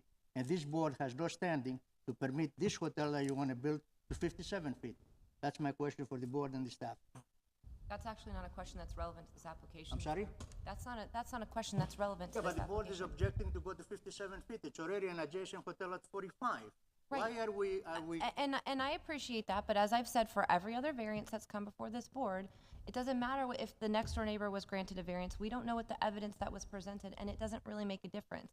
You are only to consider the competent, substantial, relevant evidence that's presented at this hearing as it applies to the criteria for this applicant. Every variance stands on its own. And I've said that regardless of whatever the application that comes before the board is. That's just Can I ask a question in connection with that answer, please? Yeah. Since that parcel already has a height variance for 45 feet, would my request to go to 57.4 be to the 45 feet instead of the 35 feet now? So am I now looking for only a 12-foot variance as opposed to the 22 that's in the document submitted to you? Because that's what the parcel is got right now, is a 45-foot variance. It does, no. Well, no. You would. This is a new project, a new building. So if I wanted to build a 45-foot tall building, would I need to come in front of the board? Can I answer your question for you? Sure. If you knock down the existing building that's there and build the same structure back, you could build it to 45 feet, not to 50-something. Can I build a second structure on the same parcel to 45? I believe not, because it doesn't have the same stamp, the same footprint. But it's on But the that's a same good- parcel. It's a good question, and I believe that's over my pay scale, so. I'm just asking this because the thought came to my mind is that if the hurdle is that I'm asking for 57 over 35, should this conversation really be taking place as saying 57 over 45? Because the parcel is approved for 45. Can I ask you a question, since you may know this answer? Is this all on the same lot? Yes. So you have approval to build 45 on this lot? Yes. Then I believe my answer to you would, I'm not a lawyer, and I'm just a homeowner in town, but I have a little bit of knowledge. I believe you would be able to build a 45 on that lot if you have a Our variance. council is saying otherwise. I am not prepared to say yes or no on that without having seen the evidence and the determination that was made by the board in 2001 based on that code, that evidence, and that variance as to what that was specifically granted to. My inclination is to say no. If they were to knock down that building and build it back, they would have to do so in the same footprint, which means height footprint as well. width, length, height. But our variances cover a lot, not a footprint. Not necessarily. I believe the variance back Again, there then, may be conditions that were set on that variance. I It's a don't good know if there were question, but it's conditions on still, that variance. the variance back then, we did have a condition on it, and the condition was that we needed to meet the rear setback to the mobile home park. And because of that, we needed to slide the building forward and then be able to meet all the side and front setbacks. Under this proposed development, we would be meeting all the current setback requirements, so that's why we didn't ask for a setback variance. Okay, Mr. One last Burris. question. So if you have the right to build to 45 feet, then you have to reapply to go to 57.5, correct? But we don't know for certain, and I would hate to steer them in the wrong direction, you know? I have a quick question for staff, if I can jump in here. I would make the blind assumption that perhaps the property on US 19 with the 35-foot variant, or the 35-foot height requirement, was probably one of, if not the highest that you would have within the Tarpon city limits. Do you know offhand if there's any other property that can be more than 35 feet, period? Well, we know that Tarpon Tower is. House can go to 45. You mean any other zoning districts or Yeah. properties? Like if he found a lot somewhere else in Tarpon that he wanted to build a hotel on and he wanted to go higher, is that applicable? I'd have to look through the zoning codes. My memory of it is there are some zonings that have a 35-foot height limit and 45 for multifamily. So there are some use-specific heights. Okay, so. I we're don't- at Also, 40. the I don't- hospital is much higher than don't that, and there are recall- empty lots around the hospital, one that used to have a hotel on it. I guess my point is, it rolls back to whose lap should this fall on? We can argue all day if we have the I don't see how we have I think it's misguided to bring it here because I think it needs to be a commission type thing that says, wow. And I recall, and I know I'm not supposed to bring up past cases, but I remember the self-storage parking lot that wanted less parking spaces required because the current structure of today's parking or today's storage spaces doesn't require as many parking spots as we thought it used to. And Heather sat there and said, well, our code is outdated and it doesn't follow this new trend in storage spaces, much to what our customer here of Tarpon is saying, wow, we can't build a 2 or 3 story hotel anymore. It's got to be 5. And I think the city of Tarpon would welcome it because we want to go to 5. We want to go to 6. But that case, if I were to remind you, was for needing more spaces, parking spaces, than what was allowed. No, it was for No, less. they way wanted around. fewer, Less. so they They could build wanted more fewer, storage right, space. right, right. They wanted fewer They than wanted- the That's what I current mean. zoning Fewer was. spaces to build Thank you. more Yes. Thank you. More units. units. But Thank you, anyway, sir. that aside, so there's basically what they're telling you is you can go to the commission and ask them to change that rule, the height rule, and or change our rules where we could more easily grant your application. Because if you're building in the county, they could grant it, even if you didn't meet all their criteria, because the county's cool with that. They will let you miss a few on here. But we're not allowed to do that. We have to meet every single one, and we're not allowed to consider finances, which means viability. County, they'll consider viability. Palm Harbor's not that far away. So either the city commission of this city changes things, or you can build it north or south of here. There's been a request for a break, 5-minute break. Any objection? I think we're going to be talking for a while longer. So. All right, let's take a 5-minute break, please. Adjourn. 8:50.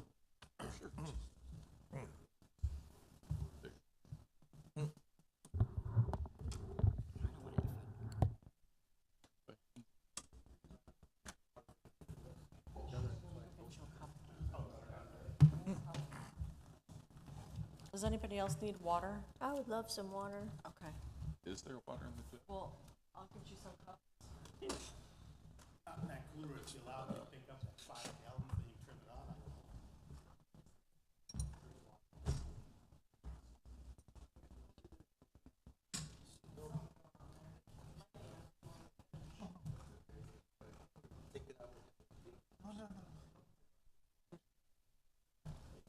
Repeating the same thing is not going.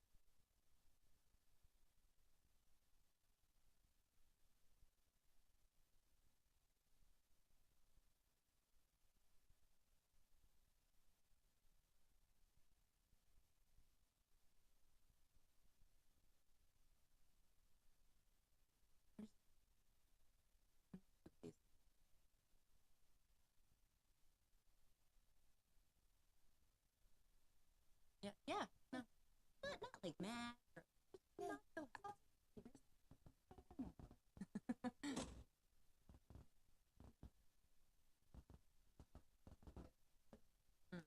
Oh, that was kind of fun.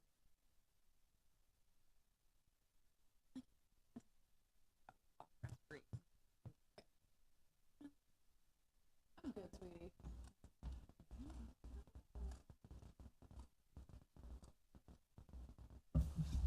Thank you.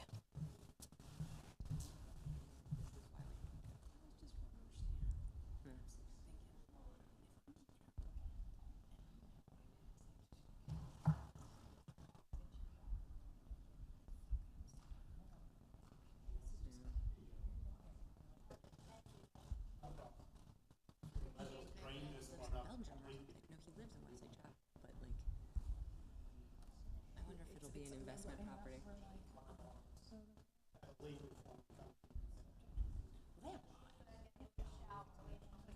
What are we?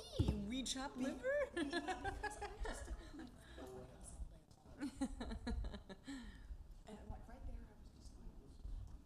I'm now just gonna discredit everything you say. Right? You could make a valid point. Yeah, it's like, he's gonna murder puppies in this house. Well, it's not really under my purview.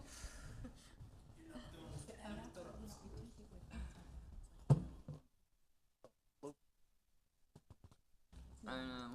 Done. We always give deference to the board. Always. Who's that? I said always give deference to the board.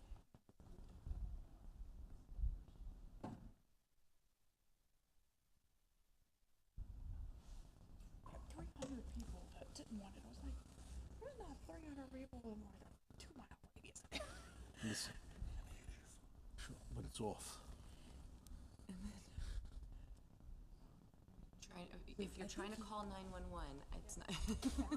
I think you I left my phone, I don't know where, home, where, I don't know. Oh no! Oh Well, no! they have lives. So you're trying to call yourself? I'm gonna try to call my wife, make We sure have it's so- home.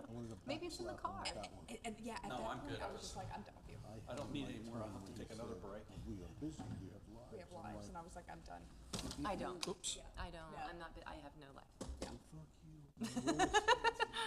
Roller skates need new wheels, are you crazy? Yeah, the 2 hours I'm here tonight, it's the only thing I do all month long.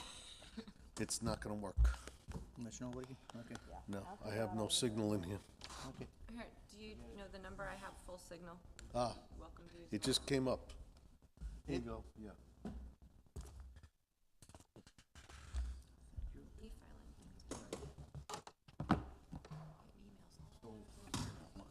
Call me. This is always where I sit. Fast phone, you know. Where'd you steal it from?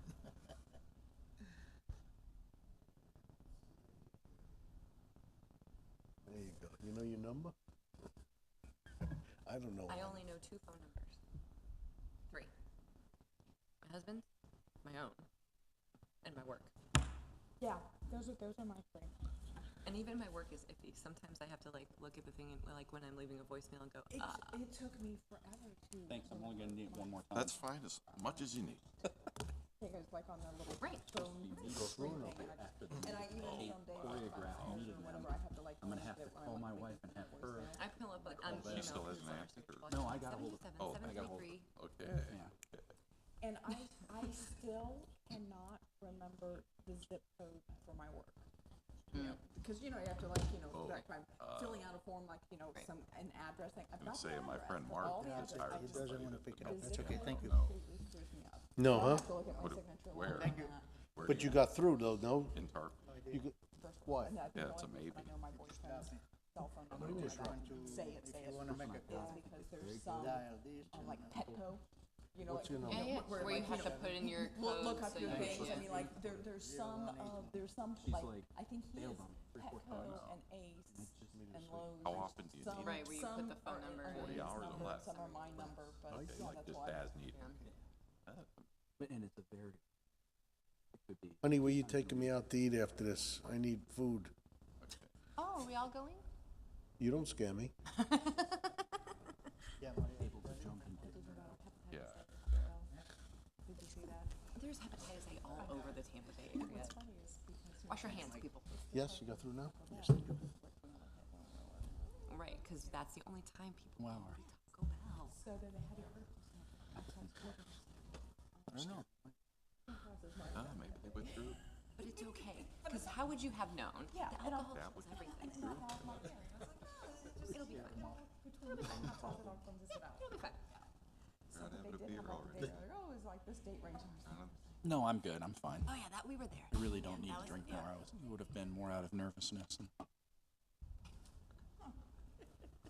That was Taco Tuesday. Yep, yeah, we did that. Well, actually, we did do it last night. There's this like a Tuesday night 9-hole golf group that gets called into a lot. It's like during the summer when it stays out lighter. Right. That he will play in.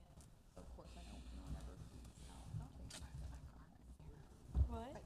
Oh, kids drive. Yeah, so that's what I was trying. Yeah, I was done with it. I ate a late lunch and I knew I was gonna get some cafe delivered to Take the it from house. here, boss. Perfect. So now we're just calling it cafe. Post spot, I got nothing more to say. That's awesome. Okay, we're back on the record. It's, by my watch, 8:50.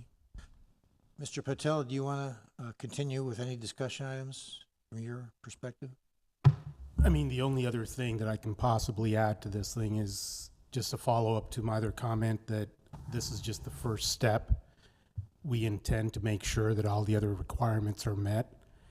We want to continue being in Tarpon Springs. I mean, when we built the Hampton, the reason we purchased that entire lot was to eventually do this.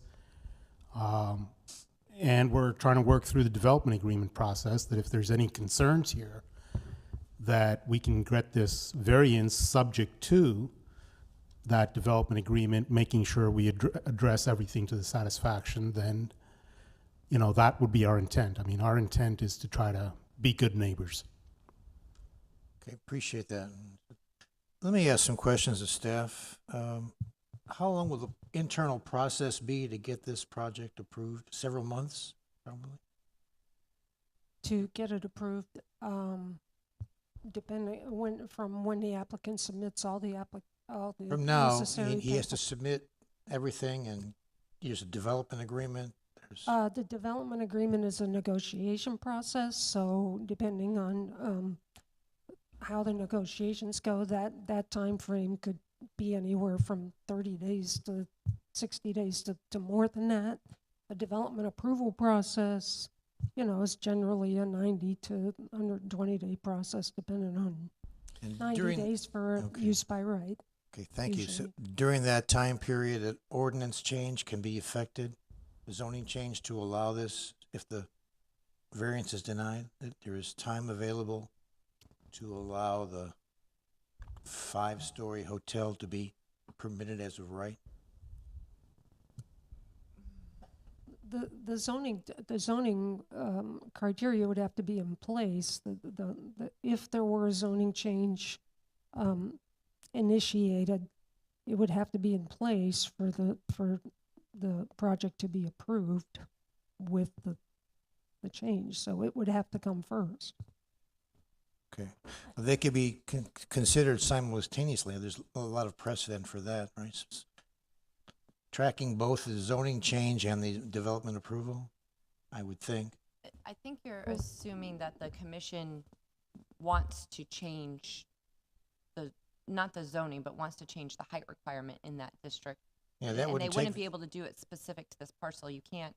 No, but it could be done in a couple of months, is my point. Right, if the commission chose that it Chose to do wanted so. to even do that, if the planning and zoning board recommended Correct, that. yeah, but theoretically it's possible. From what I'm hearing, this board is having some heartburn about this variance, and the solution would be the Board of Commissioners, they can do it in time. Another question to the staff, the height requirement for a maximum for a home in an R100 district, is it 45 feet? 35 feet. 35 feet and Unless you're in a V zone, and then you can go up to. Higher, but, so Yeah, it's the height 40 feet. requirement for a house in R100 is the same as US 19? 35 feet. Yes. But we have several structures much higher than 35 feet, like the Tarpon Tower, the hospital, for example, have been noted, correct? There are some that are higher than 35, yeah. Can I ask a question? Yes, sir, of course. This is a question of staff. Is the commission aware of this project? There was a request to negotiate the development agreement on your agenda, so they're aware of it. Okay. And their recommendation was to have it go by our board?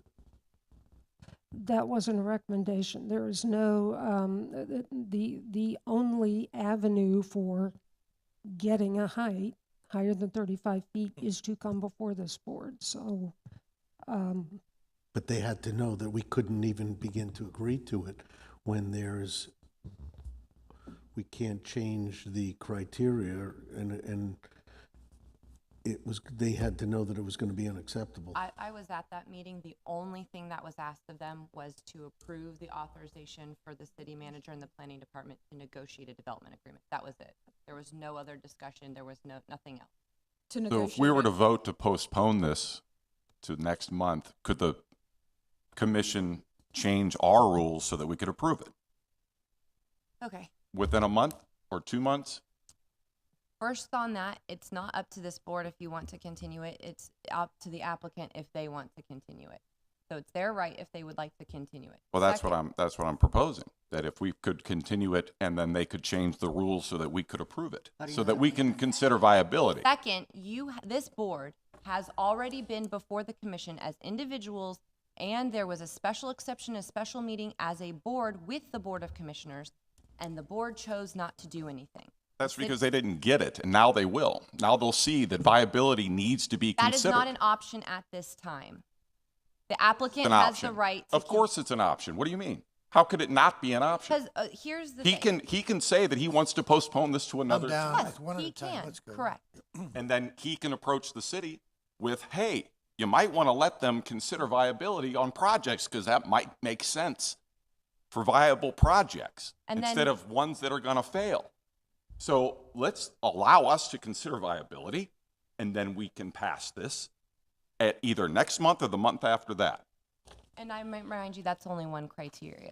So even though you're not allowed. That's to why consider they'll also viability. have to change that, Yeah. so that we don't have to consider all the criteria. They can give us more leniency like the county does. So if he tells the city that, it looks like you're going to have to make these changes in order for you to get viable projects in this city, perhaps they will actually do it. On a lower tone of voice, I agree with Chris. Could I, I don't have a problem So- with that, but my thing is the applicant is here tonight trying to get a variance based on the criteria. But in the these code. are viable options. I mean, you cannot say it is not Board an does option. not have the ability, this board, and I've told you guys this before, I know you're very much trying to find solutions for the applicants that come before the board. That's not your job. Those are not your powers. Those are not your duties. If you want to go to the Board of Commissioners on your own as a private citizen and lobby to have whatever change like you've done in the past, and they've already said no, you're welcome to do it again. could I interrupt for a second? There's precedent by this board to continue matters for a month or two. I can recall several. We have the, we can pass a motion, I There's believe. nothing in your rules of procedure that allow for that. We went over that at, I think, the last meeting or the meeting before, We've had several continuances. based on the applicant. No, asking upon the to- board. Does board- the applicant want to postpone? Process right by doing. Before I answer that question, I have one of my own. Sure. If I request a continuance to the next board meeting, what does that, I guess, take away from me, and what does that allow me to do in the interim? Because I am at a point right now that's, assuming I had gotten my approval tonight for the height variance, I was ready to make my preliminary site plan submittal for review and approval. And I am ready to submit my building permit review within the next 2 to 4 weeks also. The intent was to get shovel in the ground and have this property up and running by the early second quarter 2020. So I guess my question is, asking for continuance, what does that do to me in schedule-wise? Because then I've got to seek extensions from IHG on the franchise license. I've got to also try to make sure that the financing is in place. It's got much further reaching implications on me, obviously. Well, I would kind of surmise that one would be, it would be a delay, or two, you have to make a judgment call of what you've heard the board members speak about, and then you have to make a determination whether you think that it's going to pass or it's not going to pass. Right. If it's not going to pass, that's more trouble than a delay. So are you saying that I could, I mean, without this approval tonight, I really can't submit for a site plan and the building permit review concurrently, can I? Because they're going to defer back and say, you don't have the height. That has to go to staff because it's above our pay scale again. Yeah, I mean, if it were submitted, it would be held up for non-compliance with the height. So that's correct. I got a question for the staff. Can we consider the previous granted variance for the adjacent hotel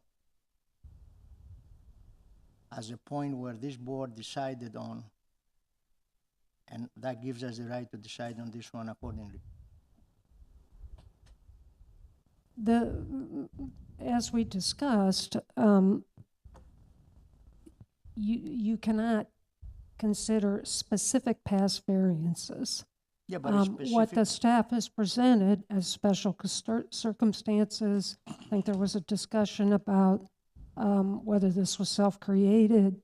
You just heard the applicant say that there is no property in Tarpon Springs that could accommodate a hotel, because a hotel needs to be this height. So that's the unique situation. Okay. So that is what staff is bringing before you, is the general nature of the property itself and the proposed use with respect to the limitations of the property. And you just heard the applicant say that the multi-story, the 5 story hotel is something that's required by the franchise or by almost any franchise. So that tells you that our assessment that a hotel is different from other uses is correct. In today's building world, I guess it's not. Yeah, So the another- Quality Inn, I think, is 2 stories, and that's however old that is, but that's not the reality anymore. So while you may not be able to consider a specific building, pass variance for a specific building, we are not asking you to base this variance on that specific variance. What we're asking is that you consider the physical property itself and the use that's requested.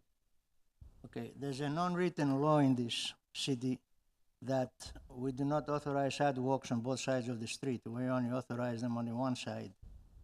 And this board has authority to do that, correct? So we don't have the problem that we have in one of the homes on Riverside Drive and Sunset, where there's a sidewalk on one house and nothing else going one way or the other.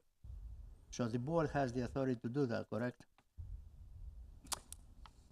Well, you're talking about the sidewalk variance criteria. Sidewalk, what I'm talking about is, although it's not written in the books, whether this board has authority to do it yes or no, Yeah, the we side, still do it anyway. We just allow sidewalks on one side of the road and not on the other.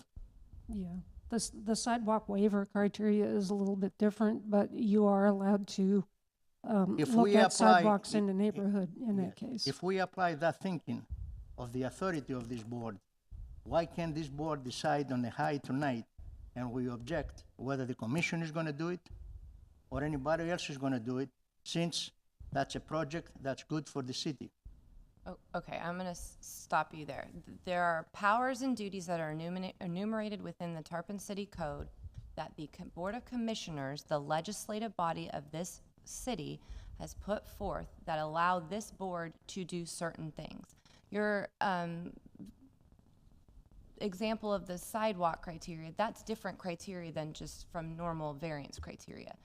You are allowed to decide this variance based on the criteria in the code, like any other variance. So the variance that's before you is with regard to the height. If the applicant can demonstrate by competent substantial evidence that he meets all of the criteria in the code, and this board feels that he meets all of the criteria in the code, then you can grant him a variance and give him the height. But the If you feel that he hasn't presented that evidence, and in fact has presented contrary evidence, then by law, you cannot grant him the variance from the height restriction. So But you have the ability to do that. But the code contradicts itself. How does the code contradict itself? Yes, we can do it, but no, we cannot. I guess I'm Could I misunderstanding the interrupt? question. I'm sorry. Go ahead. I'm going to try and summarize what our options are, I think. One is the applicant can continue the march tonight and ask for a motion to grant the variance. And that may pass or it may not.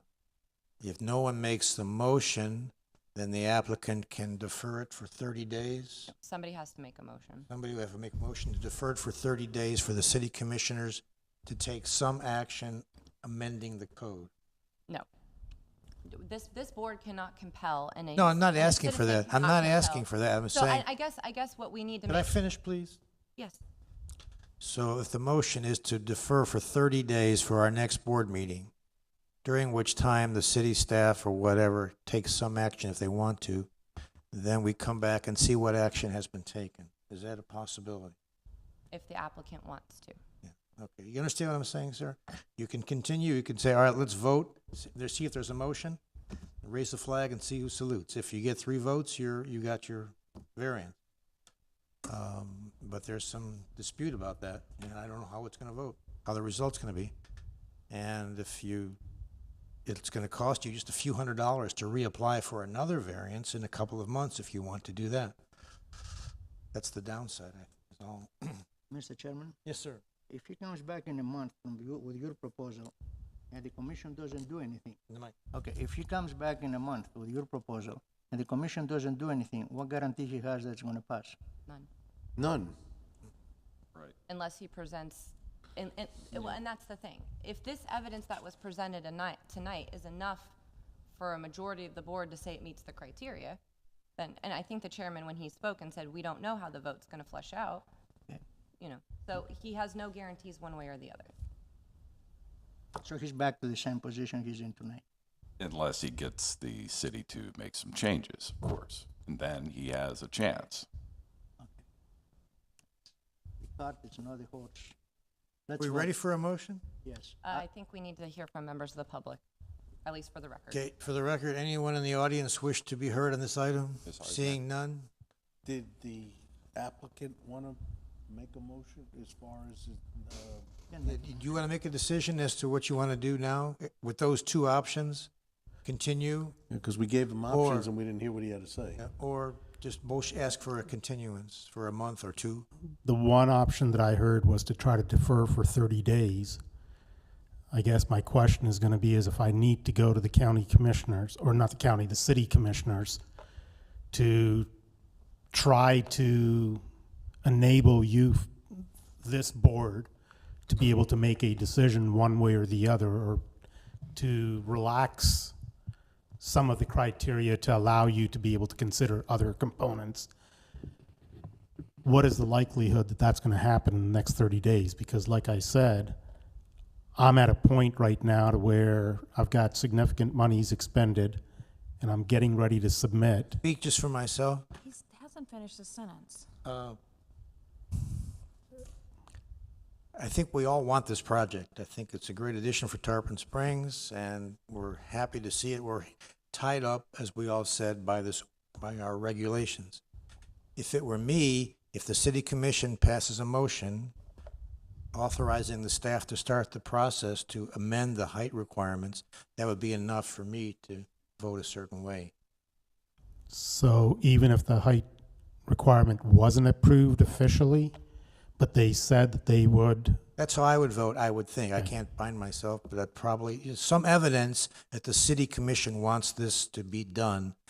Will expedite it. I would vote to expedite it, to grant the variance with the reliance, with the understanding this, that you're in a rush to get this thing done, and we're all anxious for this Holiday Inn to come forward. So the Commission changes the height, he won't need a variance. Correct. right. It's going to take several months to do that. Correct. So I'm And saying, so would So- any recommendation going through the planning board. So my question then would be, under what you were just saying, is if the commission was to give an indication that they are behind this project, to bring this project to fruition, that would be enough of an indication to give you the comfort factor to potentially approve the project. speaking just for myself, yes. But that The doesn't, fact that we are doing the development agreement, which involves the commission, is that not proof itself? And it the already fact- is proof. And the Mr. fact that the Chair. commission is They're already. already behind it. I mean, he's right. So if they have to change our rules, not the height restriction, they have to change our rules. Okay. They have to change the height requirements for the highway business district to 54 Well, feet. No, because No. we can give them a variance. If they So say we'd like to that see doesn't this- have to Okay, happen. I see. They need to change our rules, not that. Okay, the applicant's time is valuable, either tonight or in the future.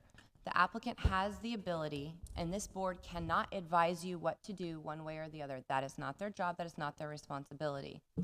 The applicant needs to be able to make the decision. If you want to choose to continue this application at your own risk, pending whatever you do in the meantime to the next meeting, you can do so. I will advise the board, if there is no new evidence and evidence that is relevant to the criteria in your code, which the commission potentially may be changing the code is not evidence. You have to be based on the law that is in place at the time.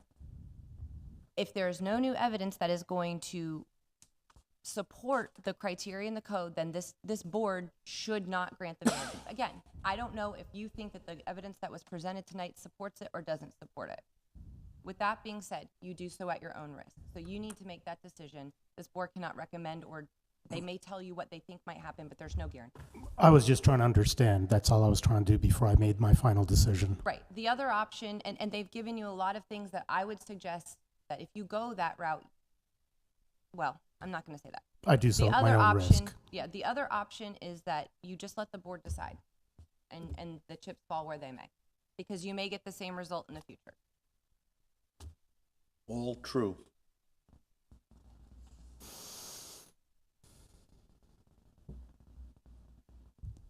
Can I take second? The only thing I just want would to talk to The only other thing I partner. would say to you is the decision you have to make now is sometimes the exact same kind of decision we have to make sometimes. I It's not understand. an easy one. Oh, I Please. get it. Please. Please take a recess Yeah. and talk to your, I just need to confirm. Right, Call a but friend, I whatever. can tell you right now that I will most likely vote to deny this project tonight. But if they change our rules and I can consider viability and I have the option of considering not all of these criteria, but some of them, then I can approve it. And that's what would have to change. So the commissioners will have to change our rules And that's an ordinance change. Yes. It's a zoning change that takes a month or two at least. They can do that, but just tell them to expedite it. They better hurry up. We cannot advise the gentleman to do one way or another. We have I'm not no- But take a advising. recess, please. Sorry, we'll just take a mean- Throwing break. it out there. I'm just saying.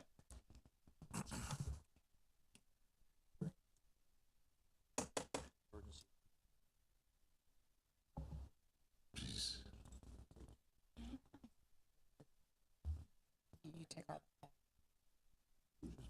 Yeah, it's fun.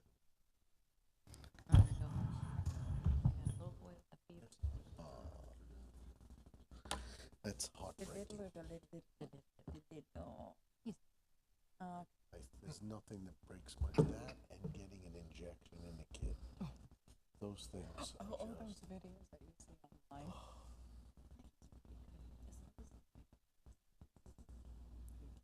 Yeah, but I'm talking about, I remember when my kids were little and they were giving them injections in the heel of their foot. She's blown me off 5 times. Yeah, they do. When they're in, they want to hear them cry. She wants the job. So Because they're sadistic monsters.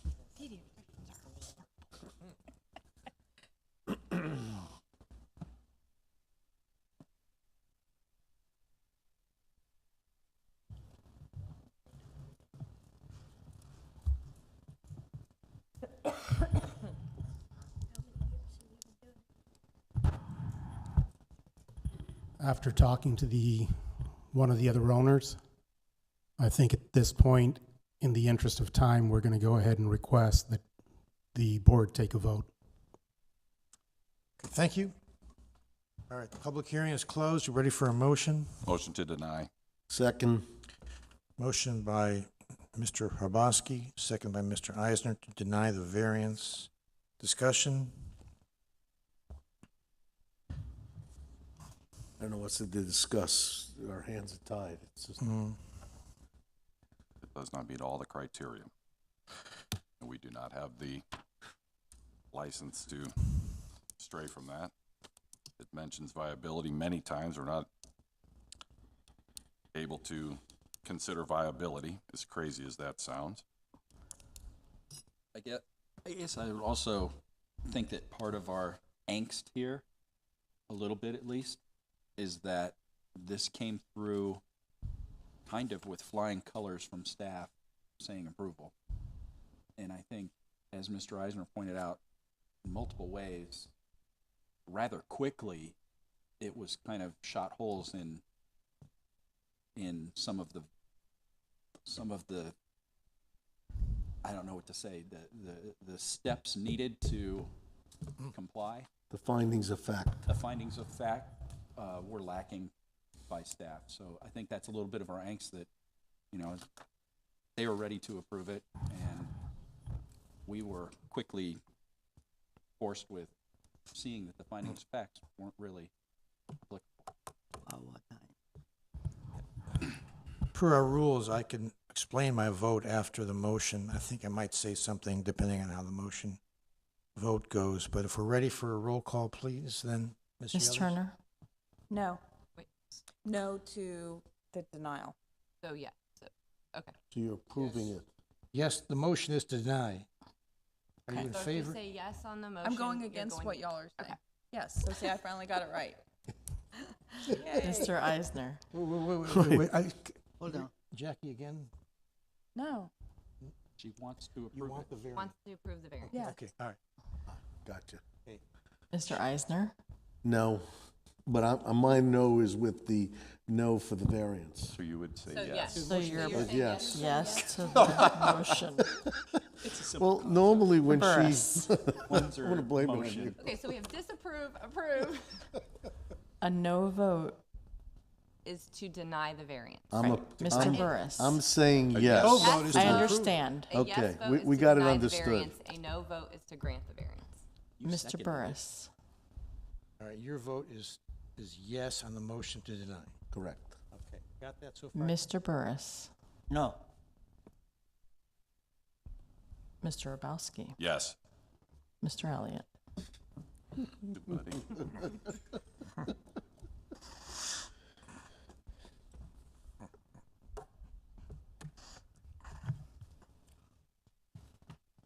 By the way, it's a 2-2 tie, just in case you're curious.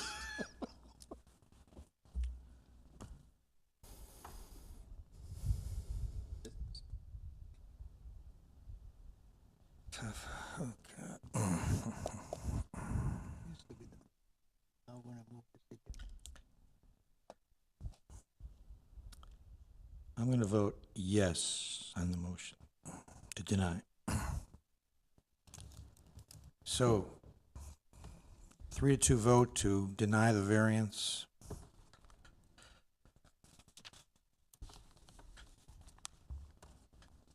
In the past, I can say a few things about my vote. We all want your project, and we've been discussing these criteria and this financial thing for years. There have been instances where the board has granted variances even only because of financial hardship. Two come to mind is our county park department. The requirement to have vegetation around this pool for the fish, and the fish didn't care about the vegetation around the pool. It's going to be a private pool, not open to the public. It was done only to save the county money, and that's different from this application, I think. The other one that comes to mind is the Housing Authority from a few years ago. The variance was given solely because the Housing Authority could get a grant from the federal government, and there was a time constraint on that. And I think that's different from this particular application.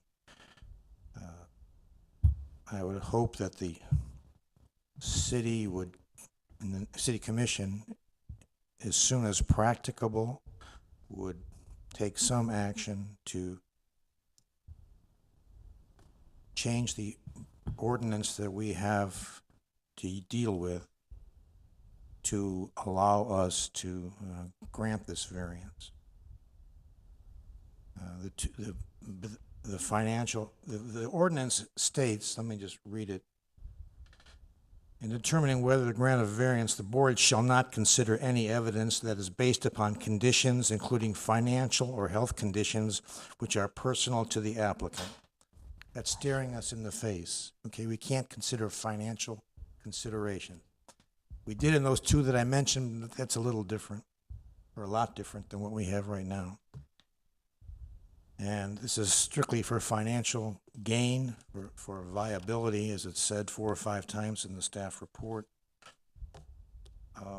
The other is that there are certain other criteria which we have to follow, and have to find positively each of them. And as several board members have mentioned, the county, for example, in the city of St. Petersburg, do not have that specific requirement, just that we shall consider these criteria. And I would hope that the city commission, again, would make some changes to the ordinance, our ordinance, so that the variance could be granted. But it's a tough call. As you know, I took some time to decide my vote, and we're all torn. And I hope that the project will be starting very soon, and you can get your shovels in the ground. Anything else? Anybody else want to say anything? Yeah, I do. I need to apologize to you, and because as we all sit here, we would love nothing more than to have you have this project. We need it more than you know. But the situation has been said so many times, and I'll just say it one more time. When you have these restrictions on you, you just cannot veer from it. And that's where I at least had to vote the way I had to vote. I would love to say yes, but I would be breaking my rules. If we were to just consider the criteria, and you just change one word, but we don't have the ability to consider the criteria, we are told and instructed that all the criteria have to be met. And that is the big, I think, the key to the lock. the difference between consideration of it and the difference between having to abide by every single one of them. I could even sometimes give a better thought when and come up with the findings of fact when it's a one criteria thing. I could lean towards the applicant. When there's 3 or 4 out of the 5 that we have to consider, it's very tough. But I want to apologize because my heart wants to vote with you, but my brain tells me I can't, so. I understand. That's the reason we were also pursuing the development agreement, because we knew we kind of need to work in partnership with the city to be able to get the project in, because quite honestly, as I mentioned earlier when I was presenting our side of the story, is that if there is strict adherence to what was discussed today with no changes, I don't know that you'll ever get a new hotel in town of quality that you want. You may get a Motel 6 and stuff, but That's I right. don't If think. you can explain that to them, then they will finally get what they didn't get Because that's the type of before. traffic, Yes. unfortunately, I don't think Yes. the city is looking for. And we do have a new attorney sitting on that board. The previous one wouldn't allow us to even consider changing our rules, but this one might if you And talk that to was the them. reason, like I said, I was trying to tackle this thing with both seeking a variance as well as working with the city on the development agreement to be able to address those things that were gray areas for you, but still allowed the city to make those decisions and allowed us to do what it is that we want in the best interest of everybody. Right. And also, as Chairman Elliott had said earlier, slight flexibility.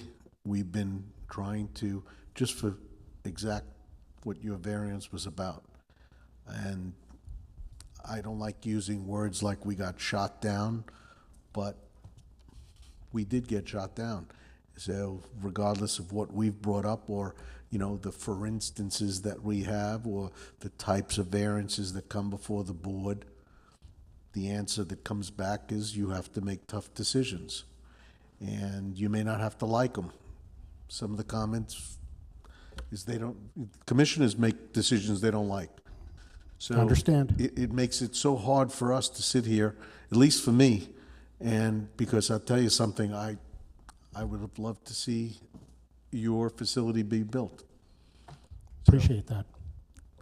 And that's why I apologize, because that's not where it's not where I would want to vote.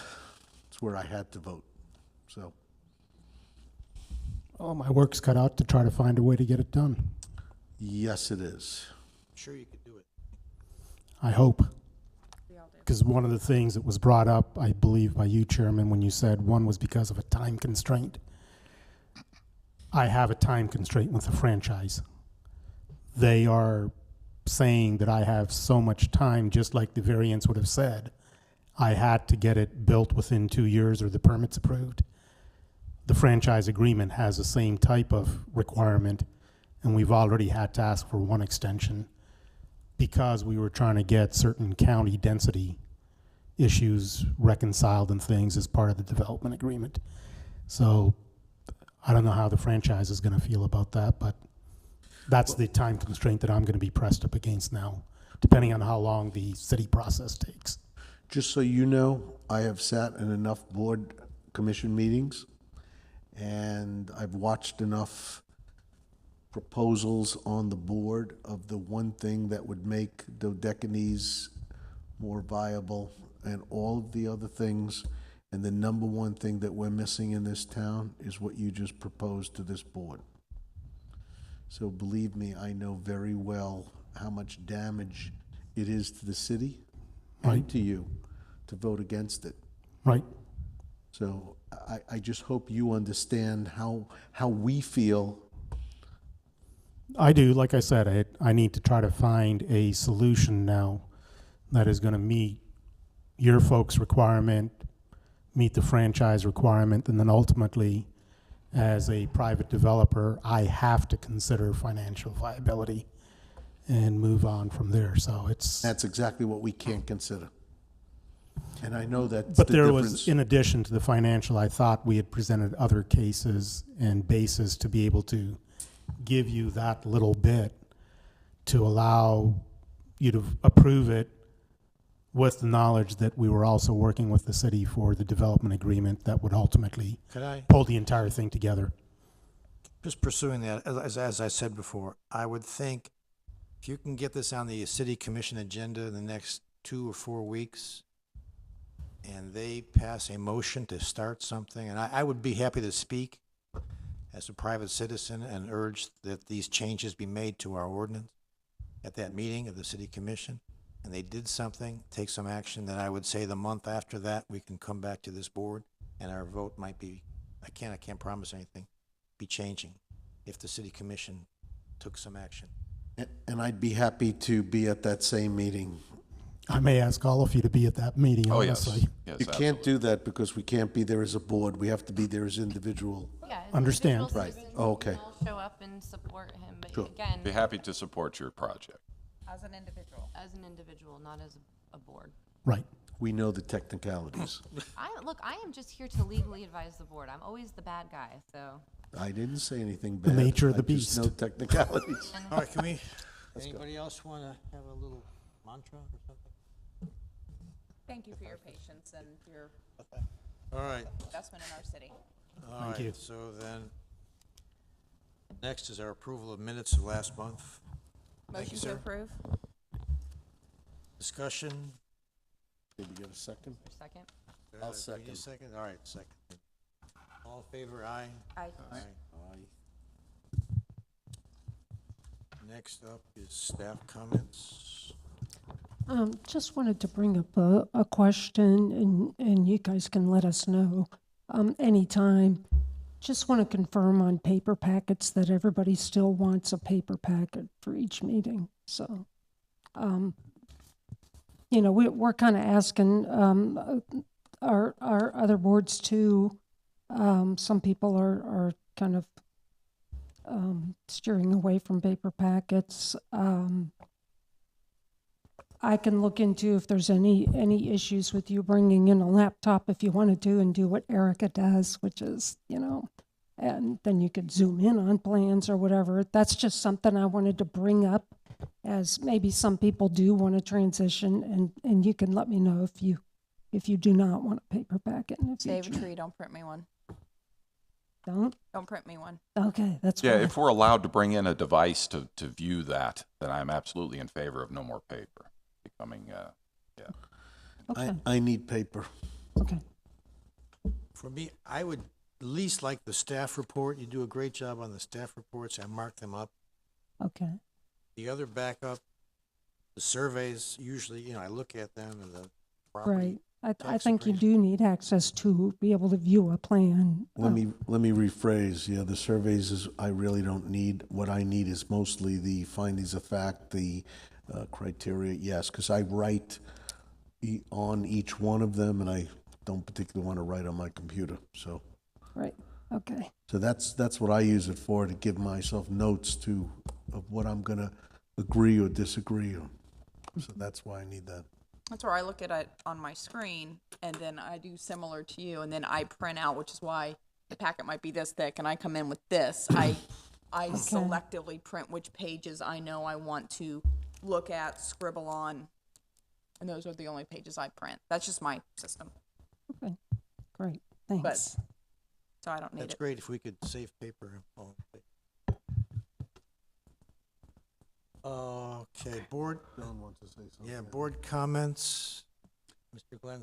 I would just like to throw something out here that while it's been a tremendous learning experience for me and I love it, I am going to submit a resignation from the board for a whole lot of reasons, which I really would rather not go into, both personal and professional. On the professional side, I think I witnessed tonight one resident saying that we rushed through a vote, which during my time here, I want to go on record to any commissioner or anything, because we got called on the carpet for doing things out of sometimes wanting to solve solutions and also wanting to be logical. And for every meeting that I've been in here, we have never rushed through anything. Look at the clock.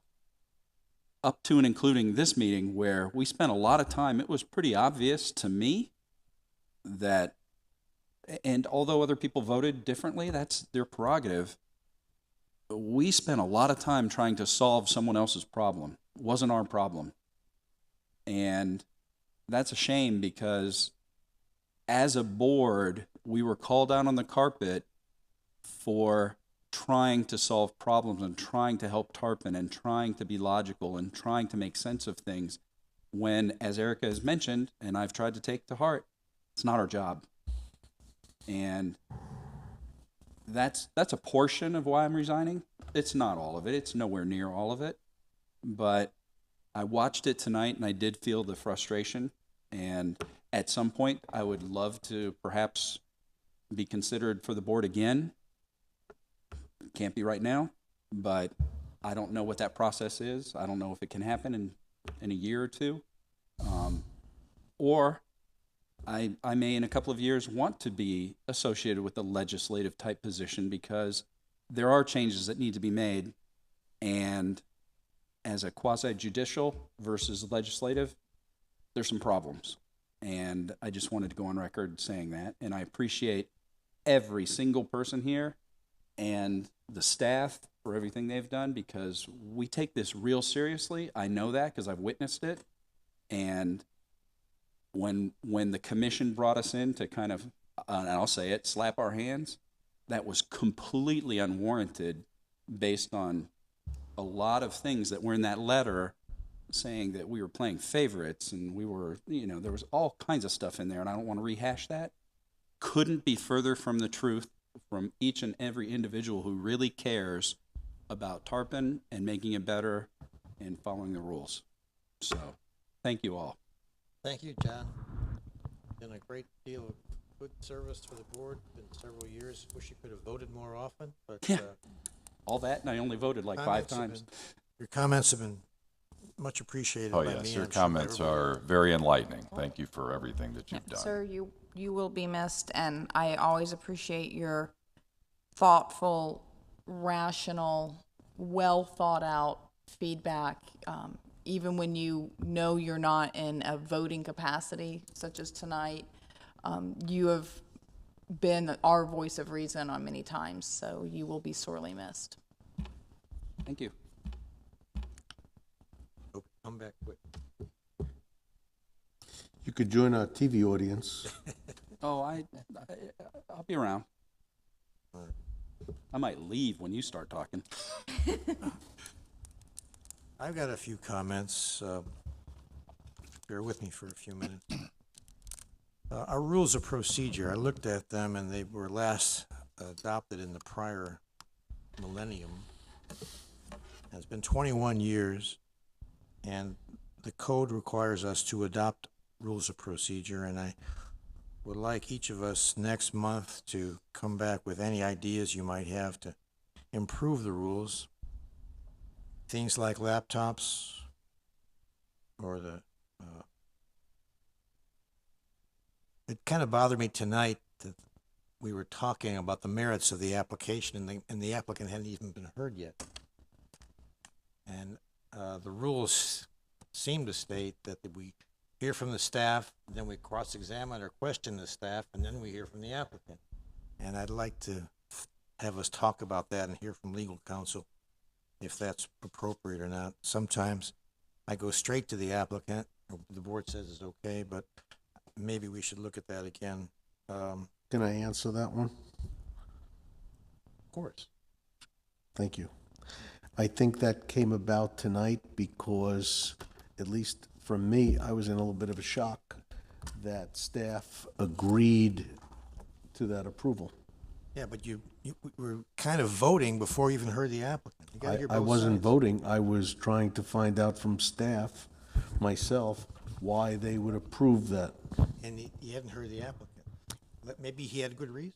Chairman, I did ask when people were going down that path, I said, I know at least once, maybe twice, I said, Chairman, we haven't heard from the applicant. Chairman, we haven't heard from the applicant, which is the invitation then to say, halt, let's hear from the applicant.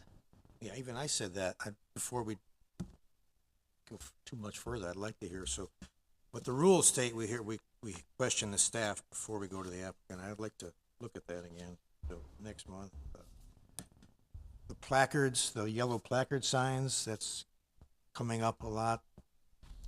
It's in the code that there shall be a sign posted. That's in the city code. We have no control over that. But it bothers me that people are taking these signs and putting them on the ground. Or picking them up and placing them somewhere else. Yeah. That could be done also. Maybe there's a solution, maybe not, but I just want to discuss it next month if we can. Comments about how the chair proceeds, maybe we can do a better job there. We're always looking to get better. Also, in the last month, we were talking about easements and rights of way, and I apologize for any confusion I may have caused, but I didn't expect to explain what easements and rights of way are. And when, can I pass this out? One for each of you somewhere. Hope I got enough. If I could just to make sure there's no confusion in the future. And terminology is very important, and I'd like to have the definitions clear in our reports in the future, and also More than one page. have them. Are these more than one page? Oh, How did I get a cut one? Take one of the. This looks all the same. Just trying to save paper, so. The first one, an easement is the right of one person to go onto the land of possession of another for limited use, as I said. Herb, is this sourced from, Legal, there's no source? basic legal documents. So it's Okay. not a City of Tarpon No, definition no, of these? no, this is from, It's not applicable to us then. okay, but just, terminology is important, and I'd like to get it, and I'll explain more. A private right-of-way to that is a class of an easement, okay, as I said before. So can I ask you a question then regarding that? Finish. Oh, okay. I just wanted to ask about this easement. Go ahead. No, I don't want to get into the merits. I just want to say in the future, we got to have better there's like an error here in the In the future, when you guys get applications, if there's something that you have a legal question on, I would just ask that you defer to the city attorney or the board attorney on I that. was hoping that would happen last month, but it didn't happen, so I started to, for my general knowledge about easements. And then number 3, right-of-way, is a kind of an easement that's for public, that's out of the statutes. But the problem was in the code, number 4 there, the last sentence, a term right-of-way does not include an easement. But if you look at number 2, a right-of-way is a kind of an easement, as I tried to say last month. And the staff report is number 5, that's correct, private roadway easement. Another problem is a definition of a yard, front. And there are 2 problems. One, the definition, as you see, that they're defining the word front yard using the word front, and you're not supposed to do that. You can't use the word you're defining in the definition. So I'd like to see the staff look at that and fix that. Same thing for rear yard. The second part of that is there was some confusion as to whether the applicant was allowed flexibility to determine where the front was of the house. And we're all preaching flexibility, but not from the owners. The owners shouldn't be given the opportunity to say where the front of the house is. The staff should have limited flexibility. Really, the flexibility is for a board like ours, in my opinion, where the public is notified, people have a chance to be heard, we hear both sides, and if there's an appeal of a definition, then this board decides what the answer is in there. So, that's kind of it. I had some notes here. Bear with me.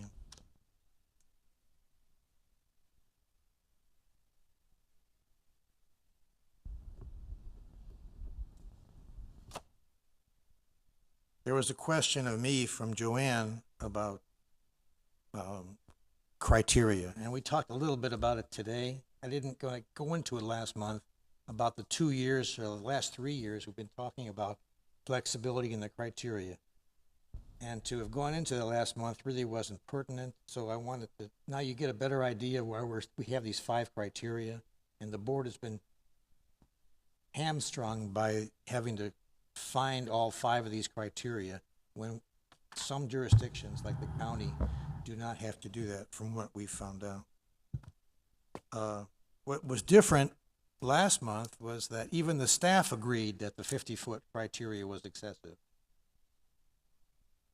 We have a lot of rules that don't make sense in certain instances. Nobody can predict the future. For example, the vegetation around the pool at Howard Park. And there have been numerous other examples. The people who wanted to have an attached garage to their house, and the city ordinances didn't allow that. Are you trying to put this board out of business? Yeah, sure, that's right. Then, I guess you could say that. We could, but I'm just trying to fix these problems or address these problems so maybe they won't happen so much in the future. Our staff does an excellent job on their reports. I would just ask that the definitions be included. Another example was fence. We had a fence problem, I think, in Bath Street or Banana Street a few months ago. And I asked the question, what's the definition of a fence? And we went into it, and it would have helped in the staff report to have that in there. So in the future, if they could, please put these definitions that are pertinent into the reports. So it looks like we're going to go back to the city commission after tonight's meeting, maybe, and talk about changes. As private This board will not be going back to the city Not the board, commission. individually. I'm sorry, I stand corrected. That is something that y'all can talk about individually after the meeting. Well, as private citizens, we can go to the board, and if it comes on the agenda, I hope that we could all be there and express our dissatisfaction. Hang on, I gotta call you back. Call me back. Sorry. I still have a question for you. Okay, Whenever no, you're done. I'm done, I am done. Okay, this question is a personal question. On an easement, it says, is the right of one person to go onto the land in possession of another and make limited use. So if I have an easement with you, and we have a 10-foot easement between our properties, can you build a fence directly in the middle of that easement? You cannot interfere with the easement used. I don't know how far we want to get into. Yeah, There's that's an been some academic discussion. conversation I think that y'all can have. But this is, I mean, Well, these yeah, are I from mean, treatises. These are not. Mr. Eisner specifically asked for this kind of training for this board. Has the city gotten around to that, do you know? I can tell you that I was asked to give Mr. Trask, the city attorney, my business partner, all of the board rules of procedure and all of the information, the governing codes as far as powers and duties and things of that nature. And I know that he was working with Mark on something, and that's up to the city attorney and the city manager on that. So. Can I make this statement now? Well, hang on to that. I believe we were going to get a comment from the staff. Well, I wanted to make a comment to finish this.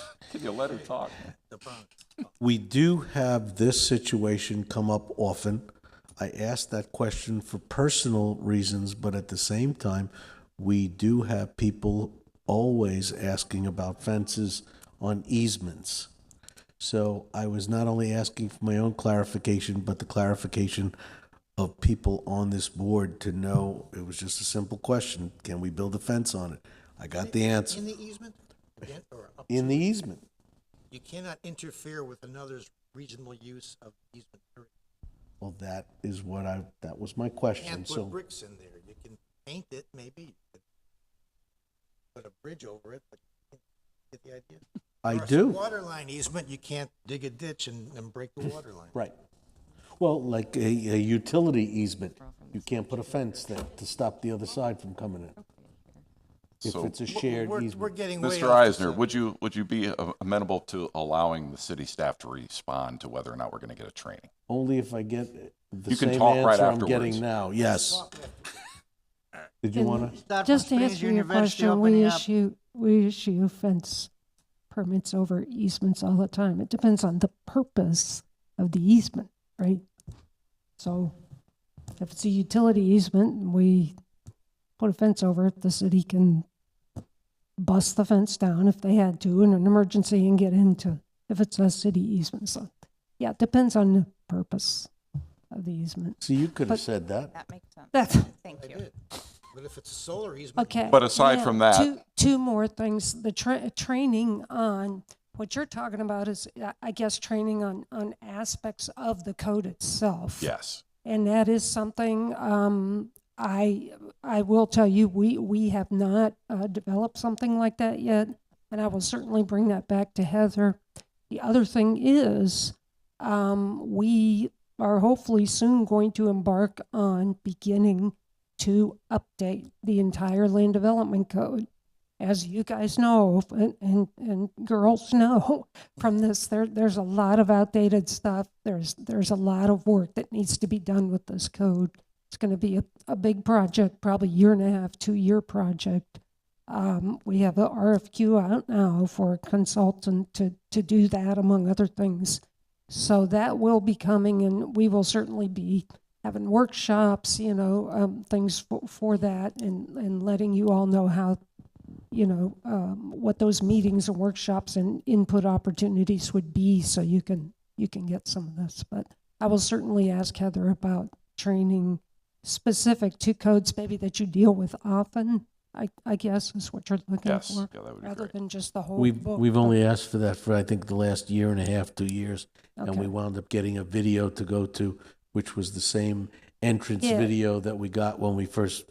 And we're talking about two different things, Right, right? We're exactly. Yeah, so But when I you guess ask for I training and you misunderstood. get a video of the same video that you got when you joined the board that was useless to you then and then useless again, we needed something a little bit Okay. more. Mr. Eisner, sunshine law is not useless. In the interim, if I could make a suggestion, Remind me to murder I you do later. appreciate the idea of going to paperless, giving us the option to use an electronic device to look at our board packets.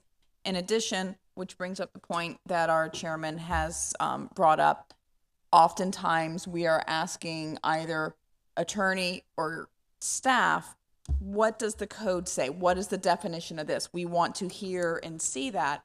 And maybe just me as a visual learner, I do better when I can see it written see it written as opposed to listening to it being said. And I feel horrible that I'm asking Miss Pat maybe to say it 3 or 4 times, like the, easement versus right of way kind of thing, to where if we have our electronic device, if we are provided with the link to those codes, staff could say, look at page 47, paragraph 3, and I could have that in front of me and see it.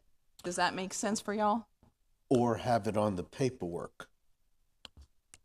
That is an option, but that's also additional time. And remember, we have to be good stewards of our tax dollars that we are asking our staff to put more into these already very large packets. The only reason I say that is because you have people coming in and they're quoting codes that we're not familiar with, that they've delved in already. So we're kind of a board that's defenseless. We don't know if the code that they're giving us, their interpretation. Well, that's where we have our professionals here, and they could say it's code 4783 on this page. Bam, I have it right in front of me. I can see it. Well, then we still have to have approval to have laptops here. And that's what staff is looking to do for us, Do they need which approval for is that? being cost effective and time effective for our staff, which are paid from our taxpayer dollars. No, do you guys need approval to bring I that? haven't asked And the I question. don't want to We belabor were the denied point. that. but, Yeah, because we were denied to have overhead projecting and a lot of things at the time. But we've had Well, overhead projecting for applicants. Oh, yeah, no, the city's not going to provide laptops for you guys, but you can bring in your own. Weren't No, I we mean, bring in shut your down own. for bringing laptops and using it, because you were looking even at topographic type things. bringing laptops, Yes. George said no.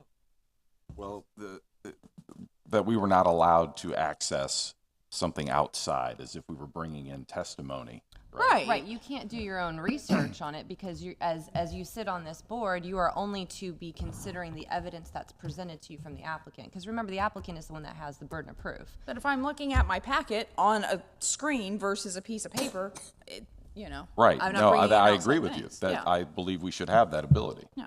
I don't see But why do we have it? Well, Right if now, we, I we'll don't talk believe we about do. this when we talk about the rules. I'm thinking if we can disclose, let's say, question about what's an easement.